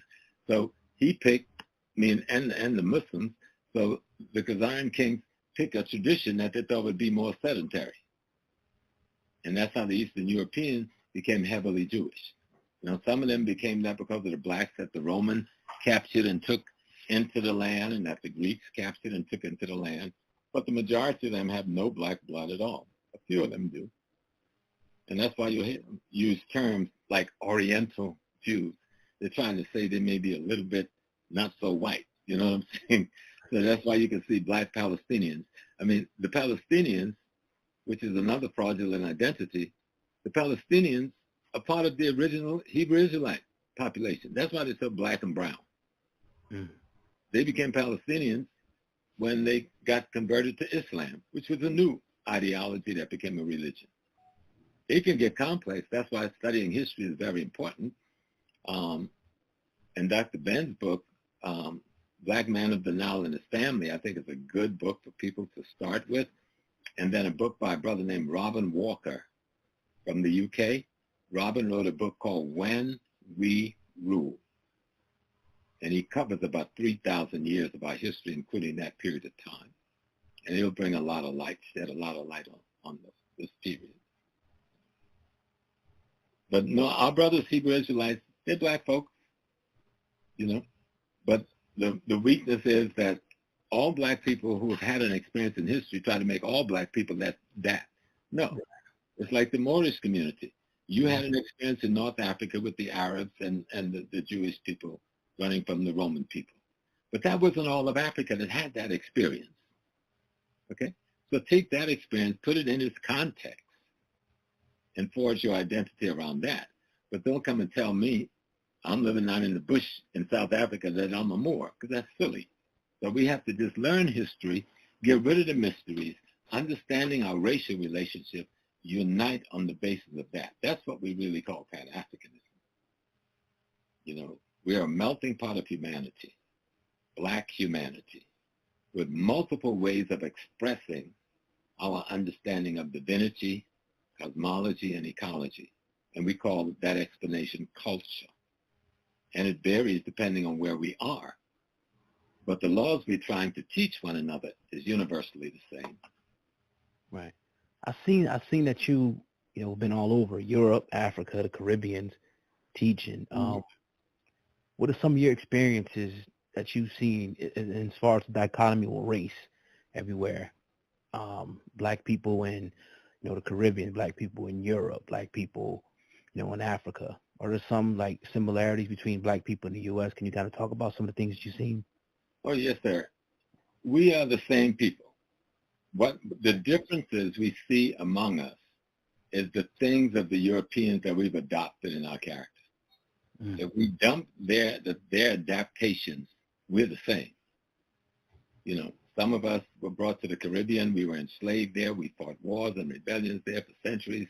Some was brought to North America. We were enslaved here. We fought wars and resistance. Some are in Europe. People never talk about before we were brought to North America to be enslaved, we were taken to Europe and enslaved. They never talk about European enslavement of African people. Wow. Even before the transatlantic slave trade. You understand? And then there were those who went there with the invasion of the Moors into Spain and into France and who stayed as a part of that population. And then there are those who migrated during colonialism. That's the military genocidal occupation of Africa after the Berlin Conference in 1885 by all of the white armies of Europe, financed by Wall Street. They said, well, America didn't have an army there. No, your army was your money. You paid the others to kill and murder Africans and rob their gold and diamonds and cobalt and other things from them. And so that's why history is important, because it'll clear this shit up real quick. You know? It lets you see it, real birth. Wherever I've been, in the UK, and France, and Spain, and I've met another African, we do like the Yoruba term, nukomi. The term means you belong to me and I belong to you. You may speak a different language, you may practice another religion or culture, but we belong to each other. Same thing when I go to Trinidad or I go to St. Thomas, or I go to Jamaica, or I go to Haiti. We know we belong to each other. We understand the linguistic differences and the cultural differences. And sometimes we use the brainwashing of our European oppressors to use those European differences to divide us. But when we dump the European adaptation from our culture and our behavior, we just one people. When I step off of a plane in Africa, I mean, like, I can't even explain it. The love and the beauty. That don't mean people over there ain't going to do some bad things. I mean, I own a hotel over there, me and some brothers. We got a big hotel. Some of the people misuse their opportunities, but they do the same thing here. That ain't an African thing. Greed ain't an African thing. Robbery ain't an African thing. You know what I'm saying? But for the most part, when I step on that continent, I am in heaven. You know, even on a bad day, even taking a car, we ran into a flood one time. We was trying to figure out what to do. So we said, okay, some old people were so smart. They said, look, take the battery out of the car, put it on top of the car. And they didn't want me to get wet. I got wet anyway because the water came in the car. They said, Prof, you get on the back seat and stand up, and we're going to push the car across the flood water, which we did. Went to the other side, put the battery in, and went on down the road. We didn't know any of those people. You know, The three of us riding down the road and ran into the flood. The beauty, when people realize, because they don't know our history and culture on the continent, most of the people, they don't know about chattel slavery and the transatlantic slavery. They don't know what we've suffered and gone through. One day, and we were starting Emancipation Day in Ghana, and we were marching down the street, and I didn't know this could happen, right? These young people from the University of Legon decided they would dress up like enslaved people and be shackled and chained, and they were being beaten with a whip, right? I lost it. This is the first time I know this could happen. One moment I see the girl get hit with the whip, and I see the welt come up on the back, and the next thing I know, I got 4 people holding me on the ground because I done beat up the brother. They had the whip, right? And, wow. And the minister saying, small, never come. I went there. I went there and didn't know I went there to rescue this woman. And the young people were standing over me saying, oh, Prof, we just wanted you to feel what y'all felt. We wanted to feel what y'all felt. And I laid on that ground and cried until they picked me up. And I apologized to the young man that I jumped. And about a week later, Dr. Jeffries, my teacher, and I, we were riding in the north, and I'll end this, and we get to Kumasi. And the brother, who's our tour guide, showing us around the palace of the Asantehene, the King of Kings. When we get upstairs where he does the lecture, he just broke down and started crying. So we wanted to know, did we do something wrong? No, he had seen on TV the marching and celebration showing chattel slavery. They had never heard of this thing happening to their people. And he's crying. This is a man in his 60s, crying like a baby, saying, we are so sorry. We didn't know this happened to you. Wow. Many people in Africa don't know we came from Africa to here because we haven't done the job of educating them or ourselves on the history of the last 500 years. And it is our job, especially here, because we have a greater opportunity and a greater access to the body of knowledge, greater access to technology, let us do the research to help enlighten our brothers and sisters at home while they enlighten us on that history that we missed out on for 500 years.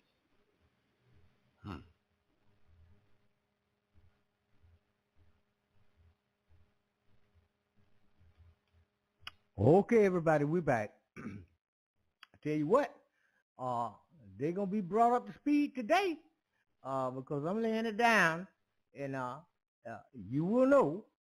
So we're doing it today. Now, let's deal with this freedom that we are supposed to have over here in the United States of America. Let's deal with that. Yo, hold on. My theory is that because of the harsh conditions in Europe, they developed this very materialistic and predatory approach to life. And the idea that whoever has the resources is the successful one and is the best, is superior. Superiority means you have the resources, and it doesn't matter how you got them. So that's the predatory aspect of it. But there's another aspect to it, which is that I think that that they have a feeling that, or they had, you know, in their origin, they had this feeling that being in harsh conditions and being in an environment without really resources was a sign of Allah's disdain for them, was a sign of Allah's dismissiveness about them or contempt for them. And this created a whole attitude in their development, in their approach to morality and righteousness and so on. But importantly, I think it also created in them a very negative view of humanity. A very, like the idea, like you still have people in the West talking about, do you think people are human nature, is human nature good or evil? And you don't ask that question unless you assume already the latter. There's no reason to even ask the question. Yeah. Because you're basically asking a question because you want someone to give you some hope or optimism that maybe people are good. You're asking the question because you believe that they're evil. People are evil. And so when you ask the question, it's because you're wondering if anybody will suggest that it could possibly be that people are good. And they clearly believe that people are evil. They clearly believe that they have a very negative view of mankind. Of human nature. Which anyway comes from the fact that that they've been following Shaitan and the waswasa of Shaitan. It's an entire so-called civilization that was built upon the waswasa of Shaitan. And we know how Shaitan feels about humanity, that we're unworthy and that we're bad. So this is the message that they've been getting from their very origin. And it's clear that they have this attitude. And this also plays into their materialism, because you yourself you don't have value. You yourself don't have worth. In order for you to have worth, you have to possess resources, you have to possess material things. And the one who possesses the most is the best. This is your criteria for value, because you believe that human beings innately don't have value.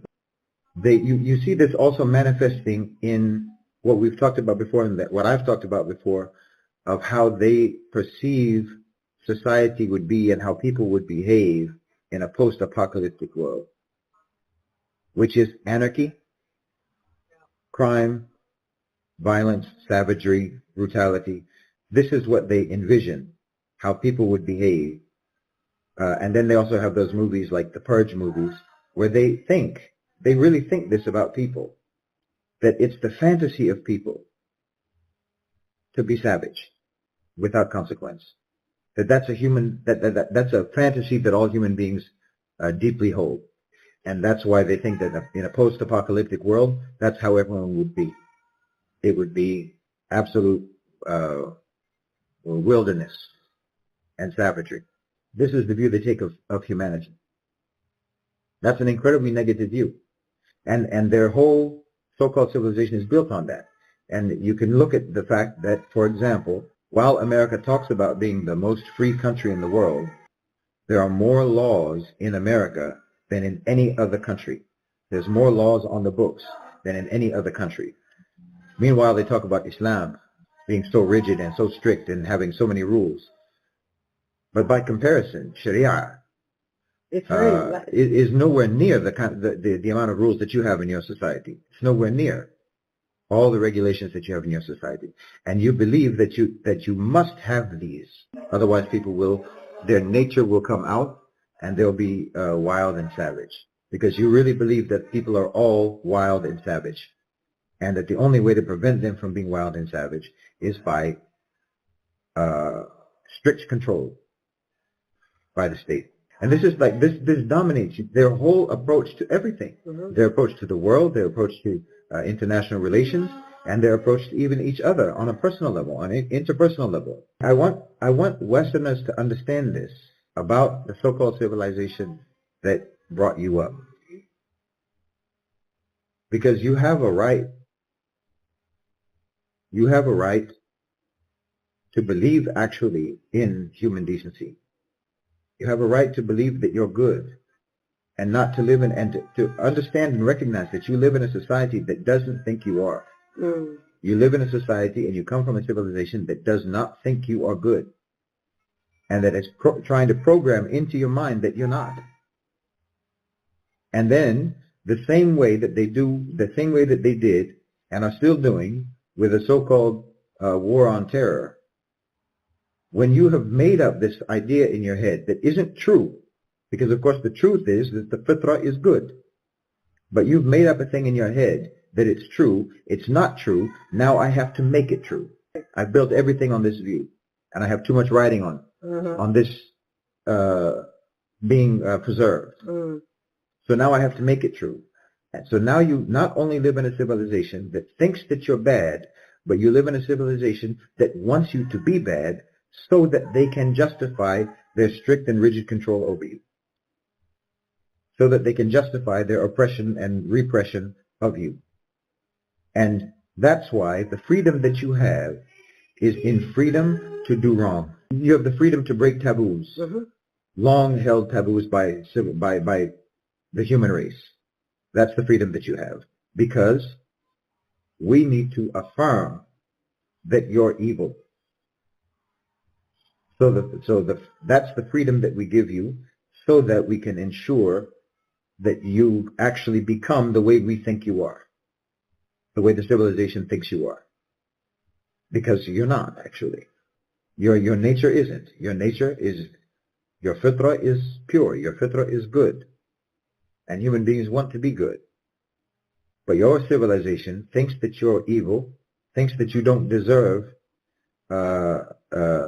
Allah's favor, and then wants to ensure that that becomes true about you. Exactly like what Iblis, that's the entire thinking of Iblis towards Bani Adam. Yeah. I think that they are worthless, and now I must make them worthless, so that I can prove to Allah that I was right. Yeah. And this is the whole civilization is built around this exact same way of thinking about human beings. There's a way out of this. There's a way out, and this is what I want. I want, people maybe, I mean, even the fact that you get defensive, you get triggered when I'm critical of the West and Western so-called civilization. Reflect upon your defensiveness and your triggeredness, which is the word, but reflect upon your defensiveness. If you were a civilization, an actual civilization that was interested in civilizing, well, one of the core aspects of civilized people is to be refined and to continuously seek improvement and to be better and to improve their character. Your response to criticism isn't to be defensive. Your response to criticism is to reflect, rather than the immediate reflex response is to try to crush anyone who criticizes. Because again, this is your origin, which is that supremacy and superiority comes in the ability to have power over people, and to push other people down and to take from those people. To exploit, to pillage, to plunder, and to oppress, because you think that makes you superior and that gives you value. In other words, an uncivilized, savage, brutal, primitive way of behaving, so that the negative or the belief in a negative human nature gets proven true. You've been trained to only have primitive reflexes. You've been trained to not civilize, because your civilization was built on the assumption and the belief that you're no good, that human beings are no good. So the thing that they hate more than anything else is people who are good. Right. Yeah. Sure. They hate that more than anything else, just like Iblis. They hate that more than anything else. And so then you will say about those people, this is also where the whole thing comes from, where every accusation is a confession on their part. Every time they accuse, it's a confession. Just like when you say Islam is so rigid. Right. Islam is against freedom. Meanwhile, you are the most rigidly regulated society on the face of the earth. You have more laws on your books that you have to follow than anywhere else on the planet, in the land of the free. But you point your finger at Islam and say that they don't believe in freedom and that they're too rigid and too strict. I mean, also, there's also the fact that we're all supposed to take it as a given that the best and the most important thing in the world is freedom, not fairness, not justice, not goodness. There's no reason why we should have the argument or try to prove that Islam is or is not for or against freedom. Okay, everybody, we back. That's what that's what he said. about freedom, that's Brother Bolson. And now it is time for us to deal with what is the economics of racism. Okay? We finna deal with that now. And after that, I'm going to bring this to a close. But before we start, let me deal with one more time a reminder to you. Okay, everybody, October the 26th, right here in Duval County, Jacksonville, Florida, the Black Vegan Fest will take place. Live bands, live entertainment, professional chefs will teach you how to cook healthy. If you are a vendor, go to www.urbangeoponics.org and sign up. Bring your fishing gear with you. If you're a fisherman, we got the river right in the back of the property. We'll teach you how to grow your own food, teach your children how to do the same thing. You'll learn how to prepare meals healthy. There'll be fun and games for the whole family. October the 26th, the Black Vegan Fest, right here in Jacksonville, Florida. Don't miss it. Make sure you got some cash with you because vendors will be on hand and they'll be selling their wares. October the 26th, the Black Vegan Fest, right here, Jacksonville, Florida. Don't miss it. Be here. Okay, whatever you do, be here. Now, here we come. So I figured it out. The cure to racism. I mean, who better to white-splain economic racism than a white guy? I don't know why anyone didn't think of this before. This episode is adapted from our most downloaded UNFTR podcast to date. And I think one of the reasons for its success is because it tackles widely held misconceptions by people that look like me and pulls back the curtain on conversations that aren't really held in mixed company, so to speak. In other words, we speak the quiet parts out loud to bust a few dangerous myths. Now, most black people know this information, mind you. Some of the historical elements might be new, but the prevailing themes and sentiments are indeed very familiar to the black community. So this is really for white people, well-intended or otherwise. Now, maybe you're uncomfortable having hard conversations about race or haven't thought all that deeply about racism or were too afraid to even ask the question. So that's point number one. When you're trying to understand something that's this entrenched and malignant, you can't be afraid to ask hard questions, even if they border on offensive. That's how we learn. Number two, there are no absolutes here. Just a mosaic of experiences, emotions, and circumstances that paint a picture that once you see it, can't be unseen. So white folk, you ready for this? Let's get uncomfortable. UNFTR.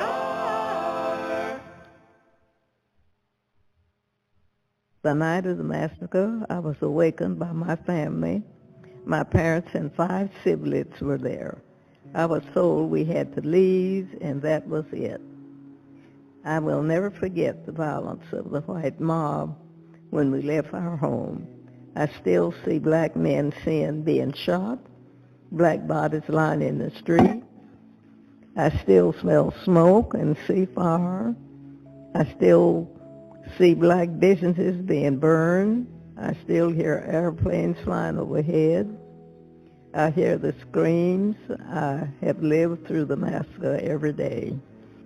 Let's begin with the difficult questions and sentiments that you've all either heard or might have even uttered yourself. Every other immigrant group in this country was able to break out of the ghetto within 1 generation. Why can't black people? It's easier for black people to get a job or be accepted to college these days. Black people commit more crime and come from broken homes. They have to fix themselves. No one else can. Slavery isn't an excuse anymore. Clean slate. One of their own became president, so they can't complain anymore. I worked my ass off to get here, and they just look for handouts. And then my favorite, they need to pull themselves up by their bootstraps. Even the most well-intentioned, liberal-minded white person has had these thoughts or been around these discussions. It's okay. Most people don't see themselves as racist. Now, most people didn't build the system that subjugates people of color. Most people are just doing their best to get by and don't have the time to contemplate the answers to these questions. It's okay. If you've made it this far into the video already, you've probably fallen into this category and want to understand these issues at a deeper level, and that's a good thing. So we open the show with a clip from then 107-year-old Viola Fletcher's testimony in 2021, recounting the Tulsa Massacre and the burning of what's become known as Black Wall Street in 1921. Living history that connects us to our shared past, which we'll explore in more detail. Now, the Tulsa Massacre was notable for its stark brutality. An entire district, generational wealth, buildings, savings accounts, land deeds, gone in a flash of hatred. It's a pretty straightforward example of an extremely complicated history. Now, these days, we're not really built for complicated. Short attention spans have disabled the parts of our brains that think critically and question authority. It's why we respond to phrases like, make America great again, trickle-down economics, the silent majority, cut taxes on the rich, the free market and the invisible hand, tax and spend, job killers, lock her up, America first, looting, inner city, thugs, illegal immigrant, radical Muslim, pull yourself up by your own bootstraps. And when we want to counter these dangerous encoded sentiments, we wind up using words like systemic, structural, and institutional. Now, you know what you mean, right? I mean, maybe you really studied this shit.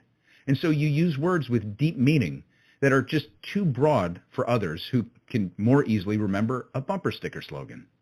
So to most, these are throwaway words, language of the pompous and elite.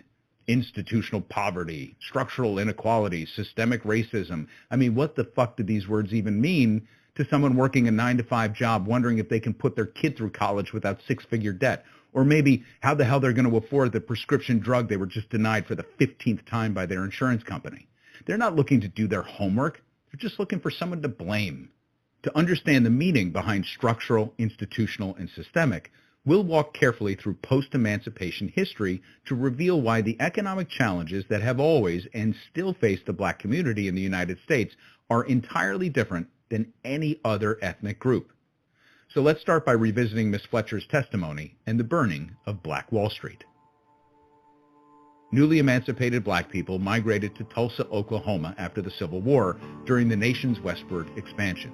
By 1910, black people made up 10% of the population of Tulsa and had created a thriving and booming economy, which included a financial district in Greenwood that was then known as, quote, Negro Wall Street, now more commonly referred to as Black Wall Street. Black people in Tulsa during the 10s and 20s were some of the wealthiest members of the community. They had the highest priced and most opulent buildings, a thriving banking system, and speculative activities in the region created a boomtown feel. Among the countless setbacks for freed blacks in the United States during the Jim Crow era, Tulsa stood as a beacon of progress and hope for what the future could hold. In May of 1921, all of that came to a crashing halt. On the claim that a black man assaulted a white woman, despite no evidence or charges, the man was held in a prison and a white mob quickly formed. As Mirza Baradaran writes in The Color of Money, quote, the white mob set the city ablaze. By the time the destruction was over, 18,000 homes had been burned, 304 homes had been looted, 300 people, mostly black, had died, and many more injured, and $2 to $3 million in property damage had occurred, including the lavishly built Zion Church, the heart of Black Greenwood, end quote. The wealth of black Tulsa residents was wiped out in a single and violent night. And as Ms. Fletcher would testify, it never returned. Not for her or her family, not for any of them. When the Civil War ended, black people in the United States possessed 0.5% of all the wealth in the country. Today, that figure is 1%.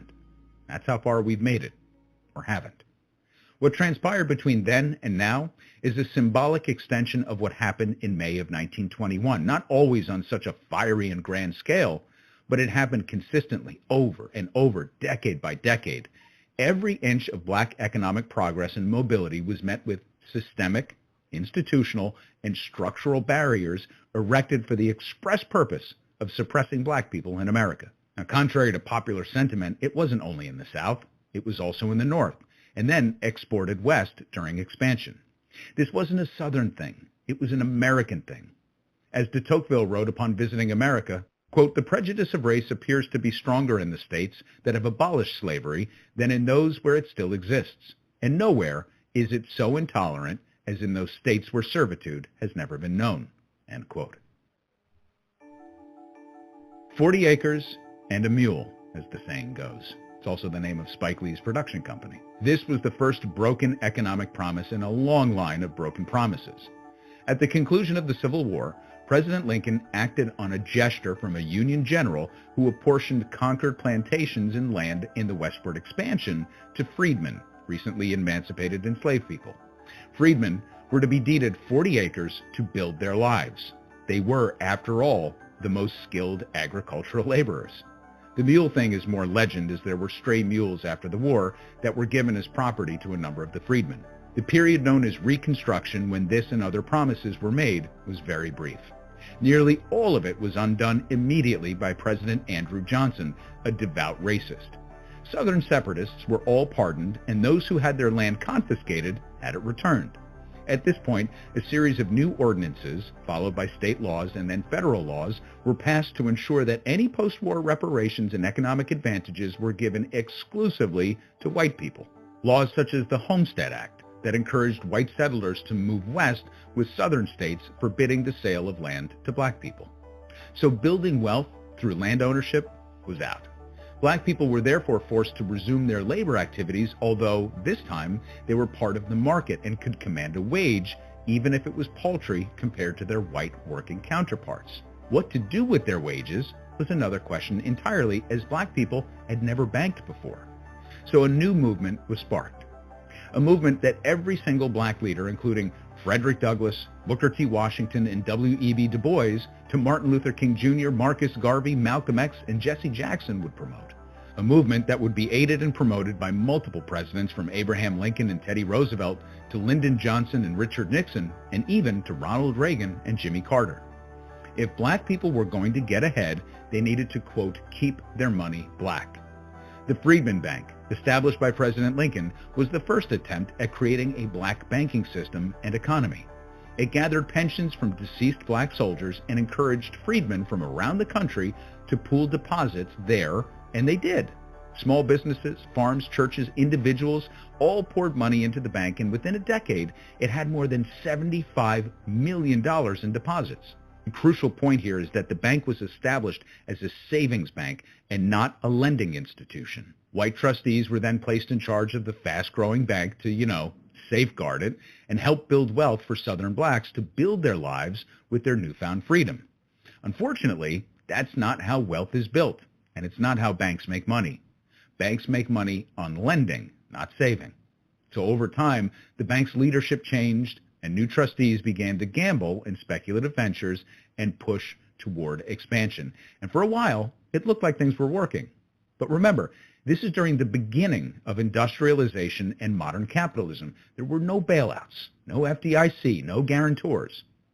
And eventually, the speculative forces of the bank changed it into an investment bank to finance riskier and riskier endeavors, most notably railroad construction. And soon, other banks began to move their garbage investments to the freedmen balance sheet. And then, along came the panic of 1873, and everything started to unravel. At one point, even the great Frederick Douglass was appointed as head of the bank as a sign of strength. Of course, he knew next to nothing about banking, and it was just a show. The white speculators had already pilfered the bank's assets and loaded it with horrible bullshit paper. And by the next year, the bank was lost. And along with it, half of the accumulated black wealth in the nation. Half. It would be years before black Americans even trusted the American banking system again. And when they did, they would repeat the mistakes of the past and continue to lose wealth time and time again. Panic after panic, recession after recession. Rinse and repeat. The True Reformers Bank, once called the Gibraltar of Negro business, was founded in 1888 and folded in 1910. The Alabama Penny Savings and Loan Company was founded in 1890 and failed in 1915 after a run on the bank. Nearly every black bank through history was destined to fail. But why? And why did it happen even after we had Keynesian protections in place in the latter years of the Depression to prevent the loss of deposits? If banks are banks and money is money, why did black banks fail while others survived? Well, let's run through a 100-year highlight reel to find out. The country was still raw from the Civil War, and the South was steadily losing its economic edge to the North, and the oil and gas and mining discoveries out West. States were increasingly devising laws and ordinances to prevent black families from acquiring property, moving from black neighborhoods, owning businesses, or getting government work. From The Color of Law by Richard Rothstein, quote, in 1910, Baltimore adopted an ordinance prohibiting African Americans from buying homes on blocks where whites were a majority and vice versa, end quote. The Roaring '20s. The stock market was flying high and speculators were getting very, very wealthy in all corners of the bursting American economy. White landowners were amassing enormous tracts of land and building cities with gusto. Unfortunately, black families were specifically locked out of this newfound economic and physical mobility. Again, from The Color of Law. Quote, in 1926, Indianapolis adopted a regulation permitting African Americans to move to a white area only if a majority of white residents gave their written consent. In Florida, a West Palm Beach racial zoning ordinance was adopted in 1929 and was maintained until 1960, end quote. So these are just one-off examples of zoning laws that popped up everywhere to preclude black families from moving out of their neighborhoods. And I selected these to demonstrate that these laws weren't just Southern. They were the law of the land, all of the land. What goes up must come down. We all know what happened next as the nation and the world fell into the Great Depression. We'll spend more time in the 30s now because the nation's policy response during the Depression would devastate the black community long after the rest of the nation recovered after World War II. From the turn of the century, through the crash and subsequent depression, black banks actually began to flourish despite the barriers put in place for land acquisition and mobility. Keep the money black was the mantra, and that's exactly what happened. What was made in the black community remained there, which was both a blessing and ultimately a curse. For example, John D. Rockefeller established the Dunbar Bank to, quote, help the Negro help himself by taking deposits in New York. But the bank was designed to be risk-averse, and so instead of investing in real estate and other business or home loans, it put the deposits into treasuries, for safekeeping, like any good white patrician would do. Rockefeller promised that half of the shares of the bank would ultimately go to the community, but instead, he just held on to all of it. The one big project it managed to do was build a residential cooperative where black people could earn into ownership of real estate. Great.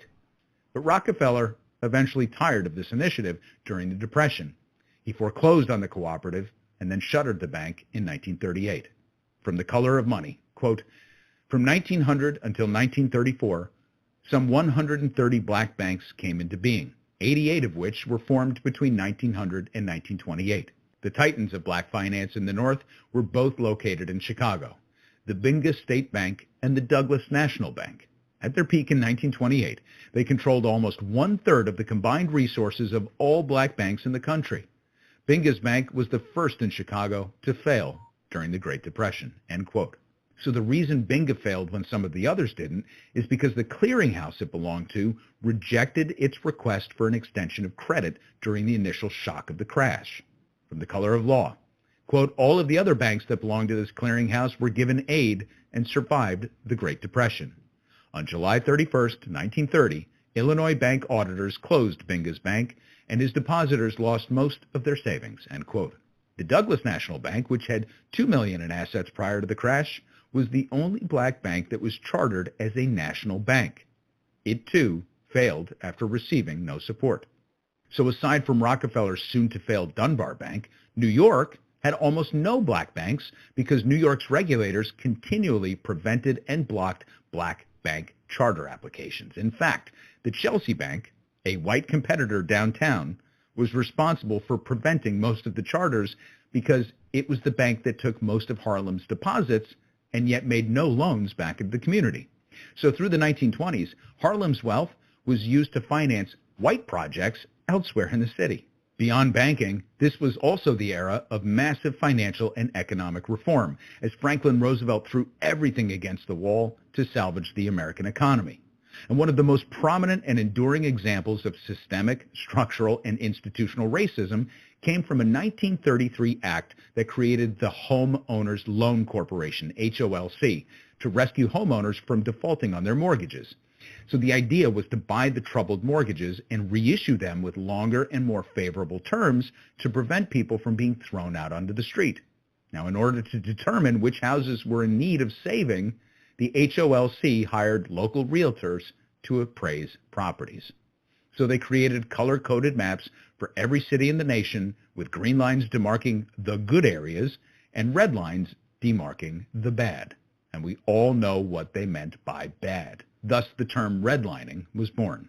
Another of the reforms was the introduction of the Federal Housing Administration, or FHA, in 1934.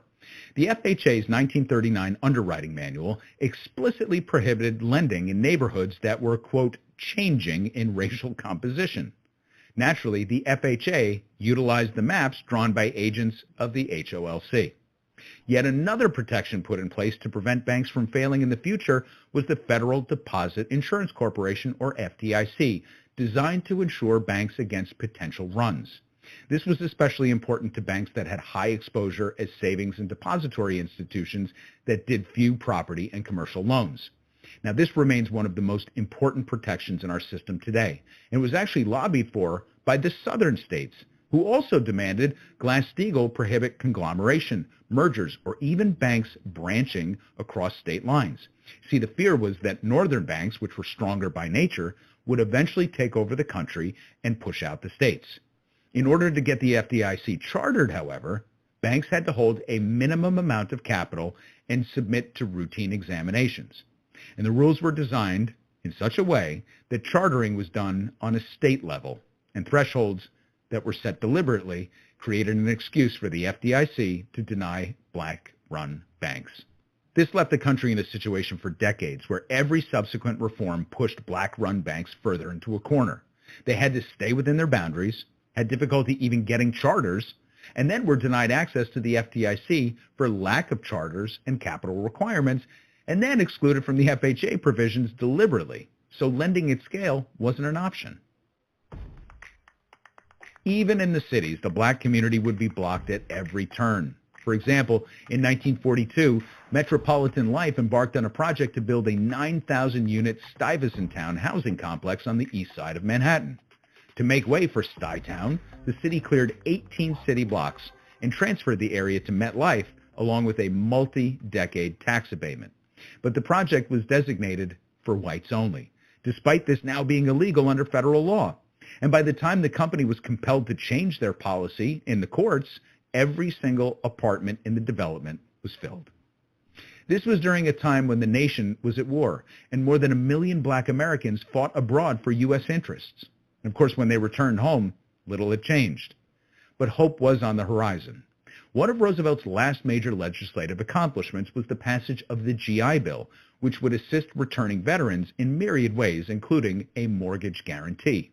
For the 1.2 million returning black veterans, this finally offered the promise of homeownership outside of American urban landscapes. Now, while the bill didn't specifically exclude African Americans from securing its benefits, the filibuster did in a roundabout way.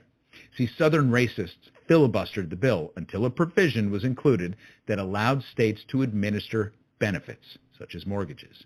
Then once the federal government lost control of the administration of benefits, the bill was basically DOA for black Americans, who were turned away almost universally by states and municipalities. As Adam Gentleson writes in Kill Switch, which details the racist use of the filibuster in the Senate, quote, in the 87 years between the end of Reconstruction and 1964, the only bills that were stopped by filibusters were civil rights bills, end quote. Gentleson rightly notes that Southern Democrats ran circles around well-intentioned Northerners through the use of the filibuster, especially during the New Deal era, because, for the most part, they were aligned with Roosevelt. They were in favor of redistributing wealth, just only to white people. By 1950, the FHA and VA together were insuring half of all mortgages nationwide. The rest of white American homeowners were able to secure more conventional loans. As for black homebuyers, well, there was another option. Again, from The Color of Money. Quote, for scores of developments across the nation, the plans reviewed by the FHA included the approved construction materials, the design specifications, the proposed sale price, the neighborhood zoning restrictions, and a commitment not to sell to African Americans.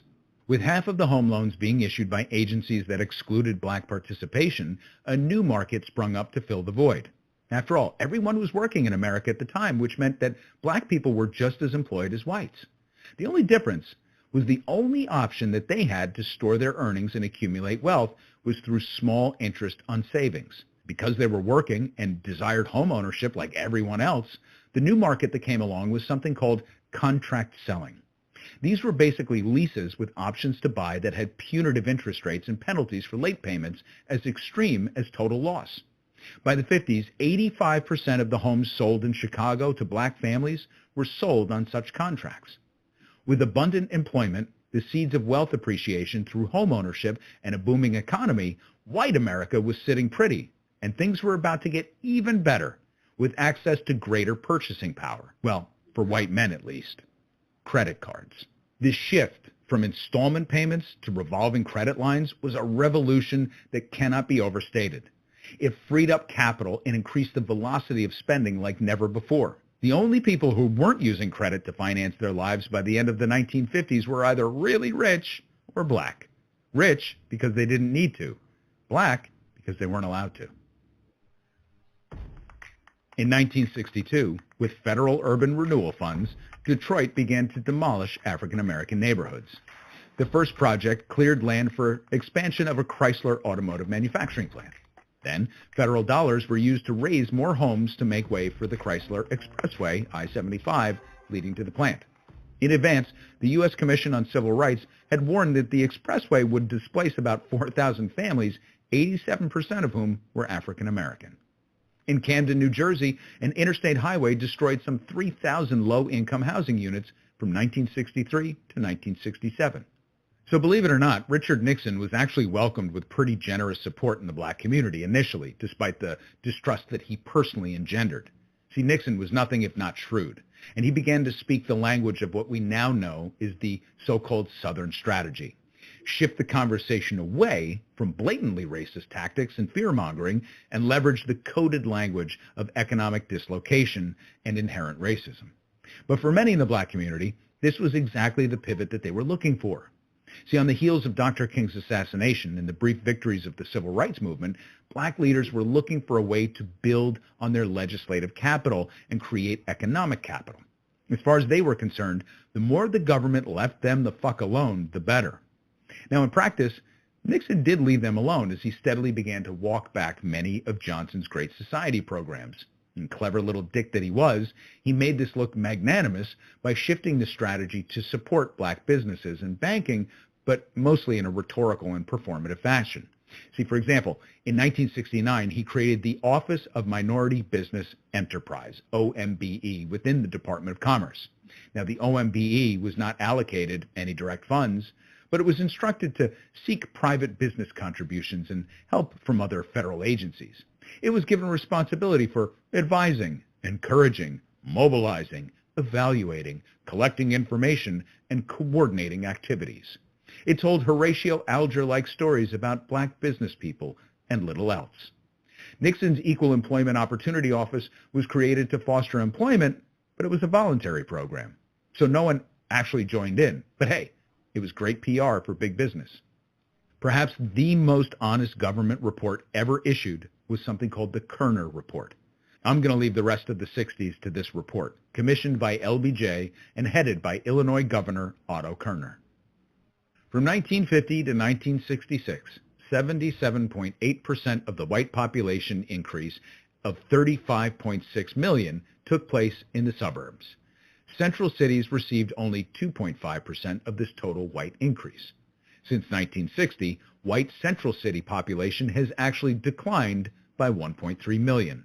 As a result, central cities are steadily becoming more heavily Negro, while the urban fringes around them remain almost entirely white. As the whites were absorbed by the larger society, many left their predominantly ethnic neighborhoods and moved to outlying areas to obtain newer housing and better schools. Some scattered randomly over the suburban area. Others established new ethnic clusters in the suburbs, but even these rarely contained solely members of a single ethnic group.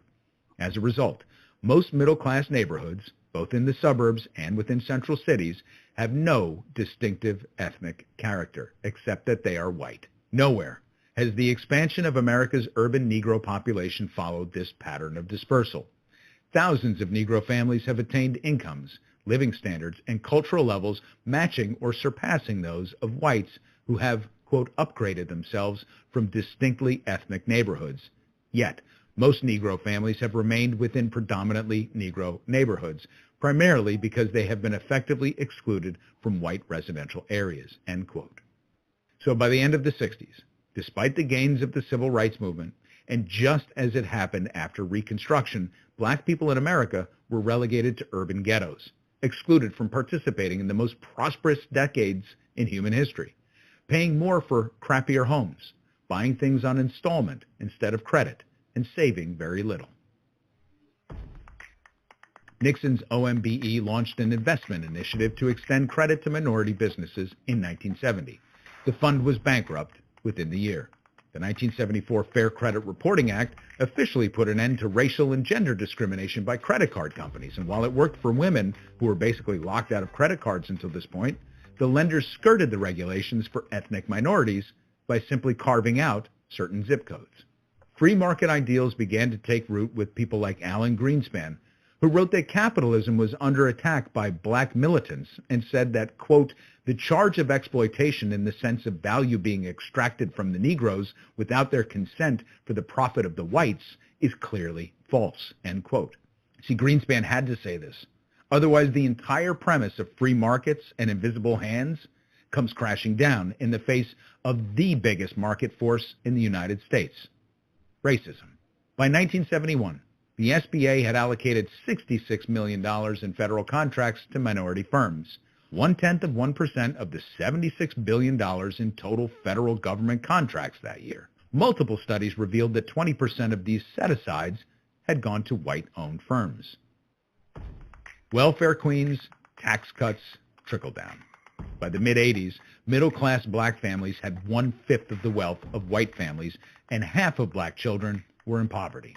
And yet the war on welfare began in earnest with Reagan determined to take back any and every subsidy or program that supported poor families.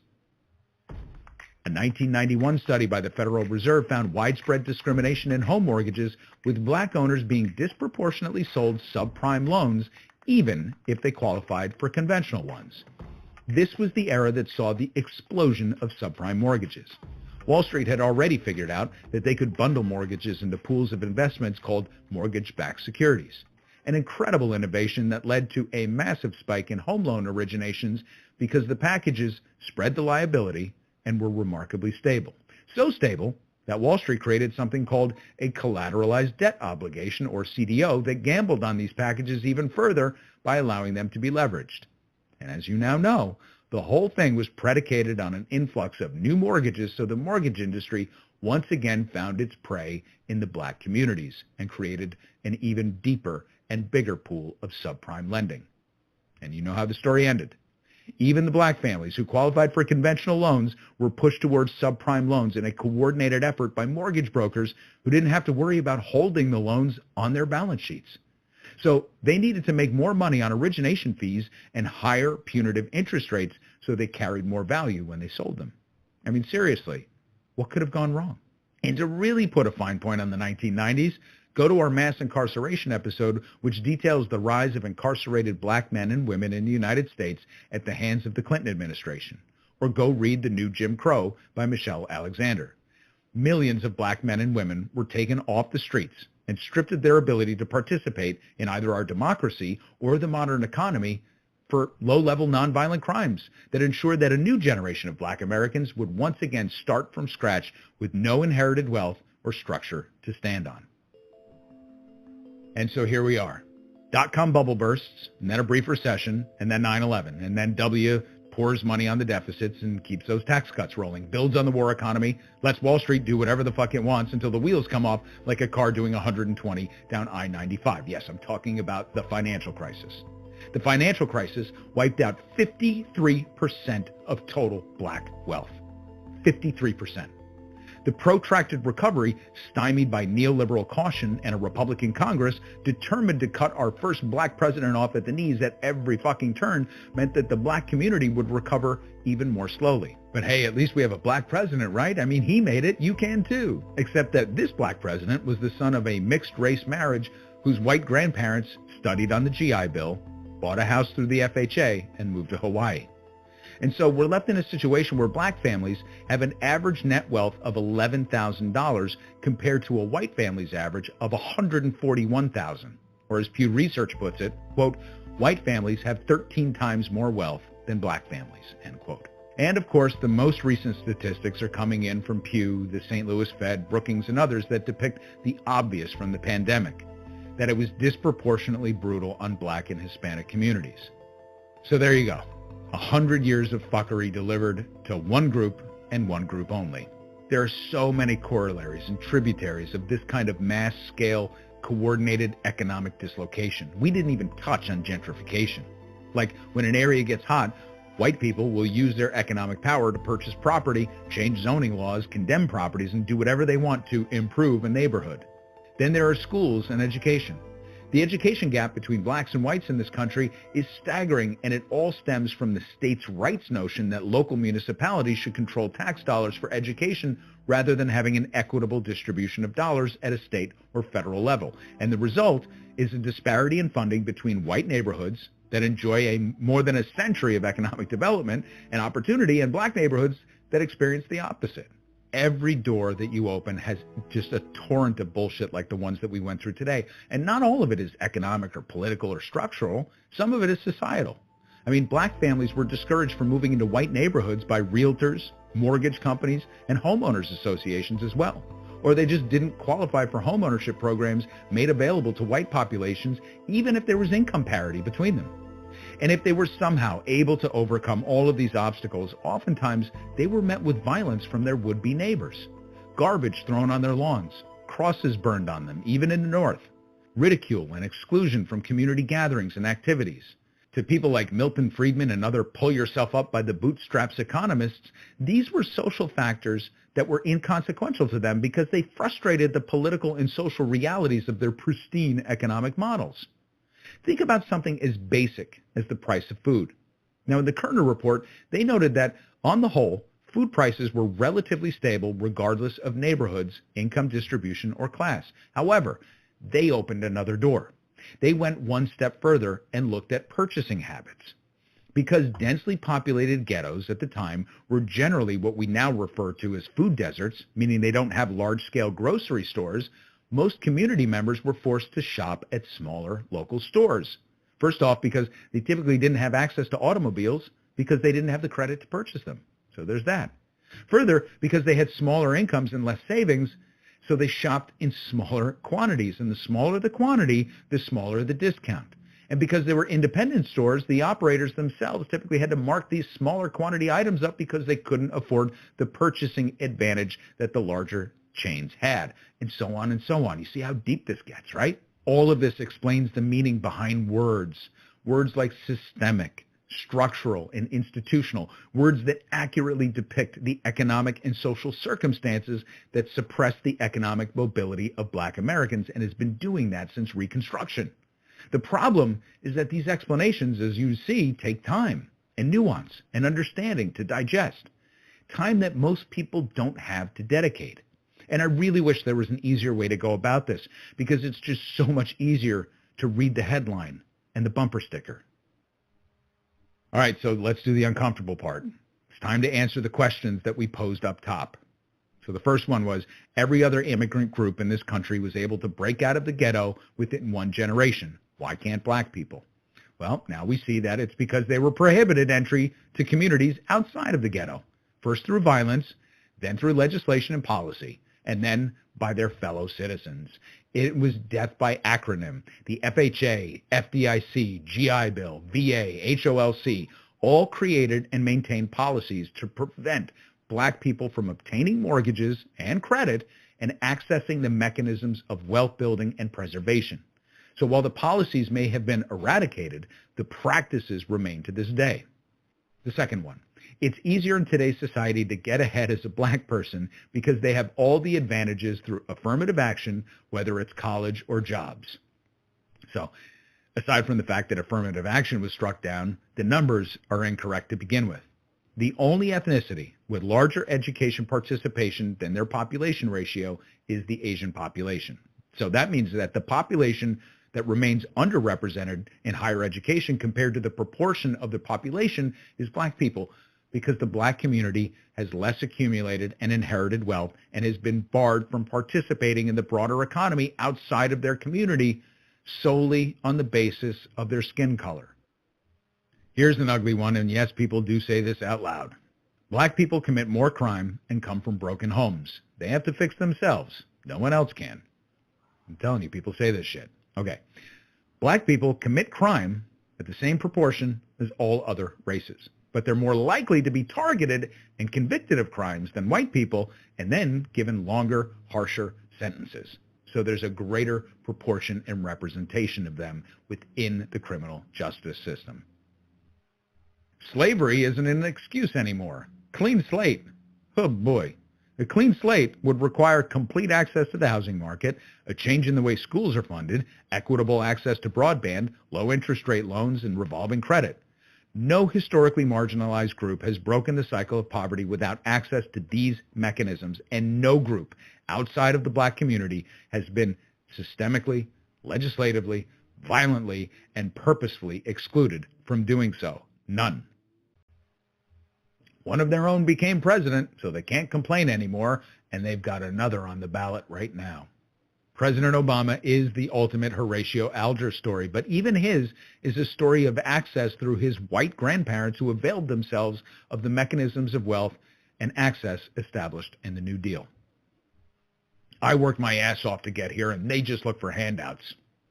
People say this a lot more than you realize. Well, white people receive more handouts than black people, and throughout history have built great wealth through government programs and subsidies denied to black people through legislation, official and unofficial policies, and behavior. When given the same opportunity historically as white people, black people have demonstrated an equal ability to acquire wealth and build communities.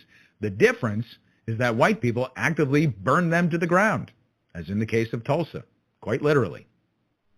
And my least favorite one, they need to pull themselves up by their bootstraps. To paraphrase the good Dr. King, you can't pull yourself up by the bootstraps if you don't have any boots.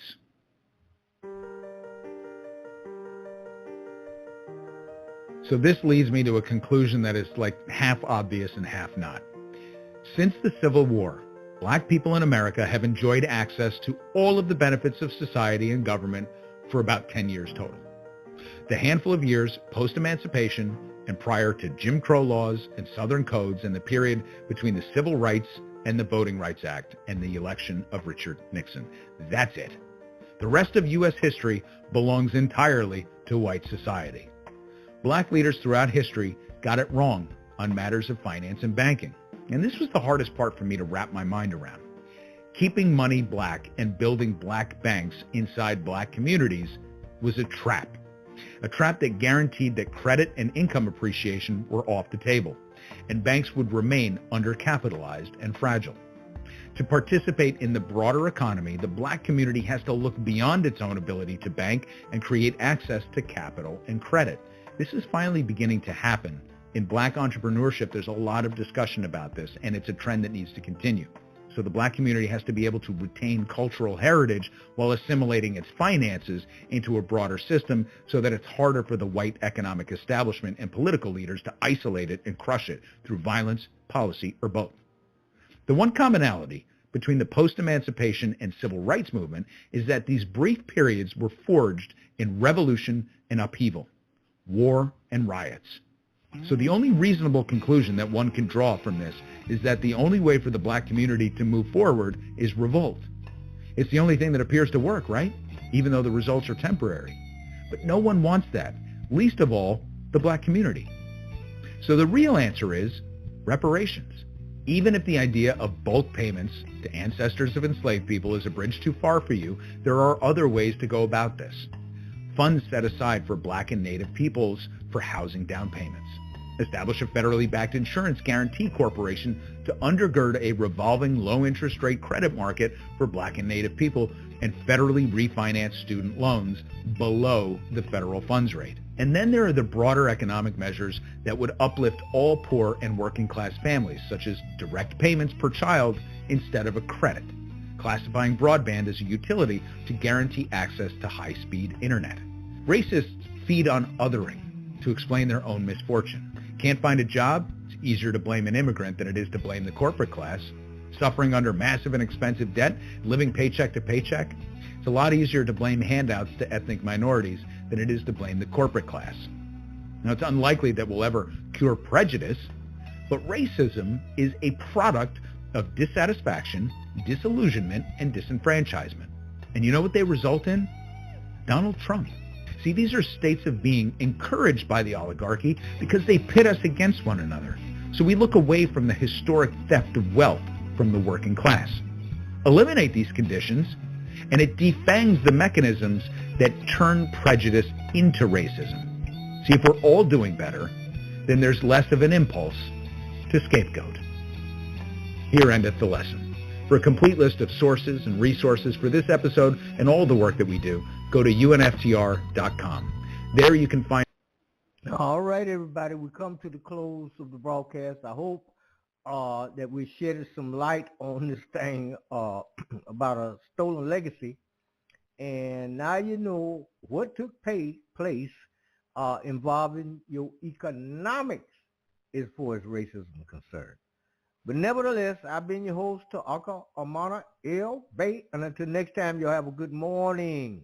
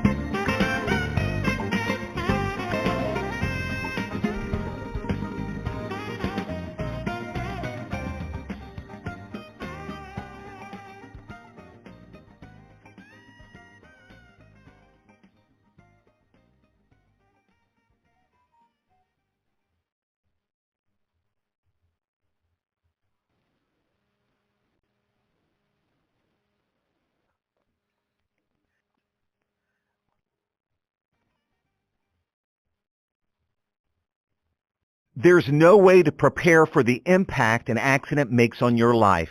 That's why we've spent 40 years getting ready for that moment when you need compassion and immediate action. The right doctors, investigators, our team of experienced attorneys, and your free consultation is already in place. So if you've been hurt, remember, the FARA safety net is right here to catch you. All you have to do is call FARA and FARA. It's what we built. Jacksonville.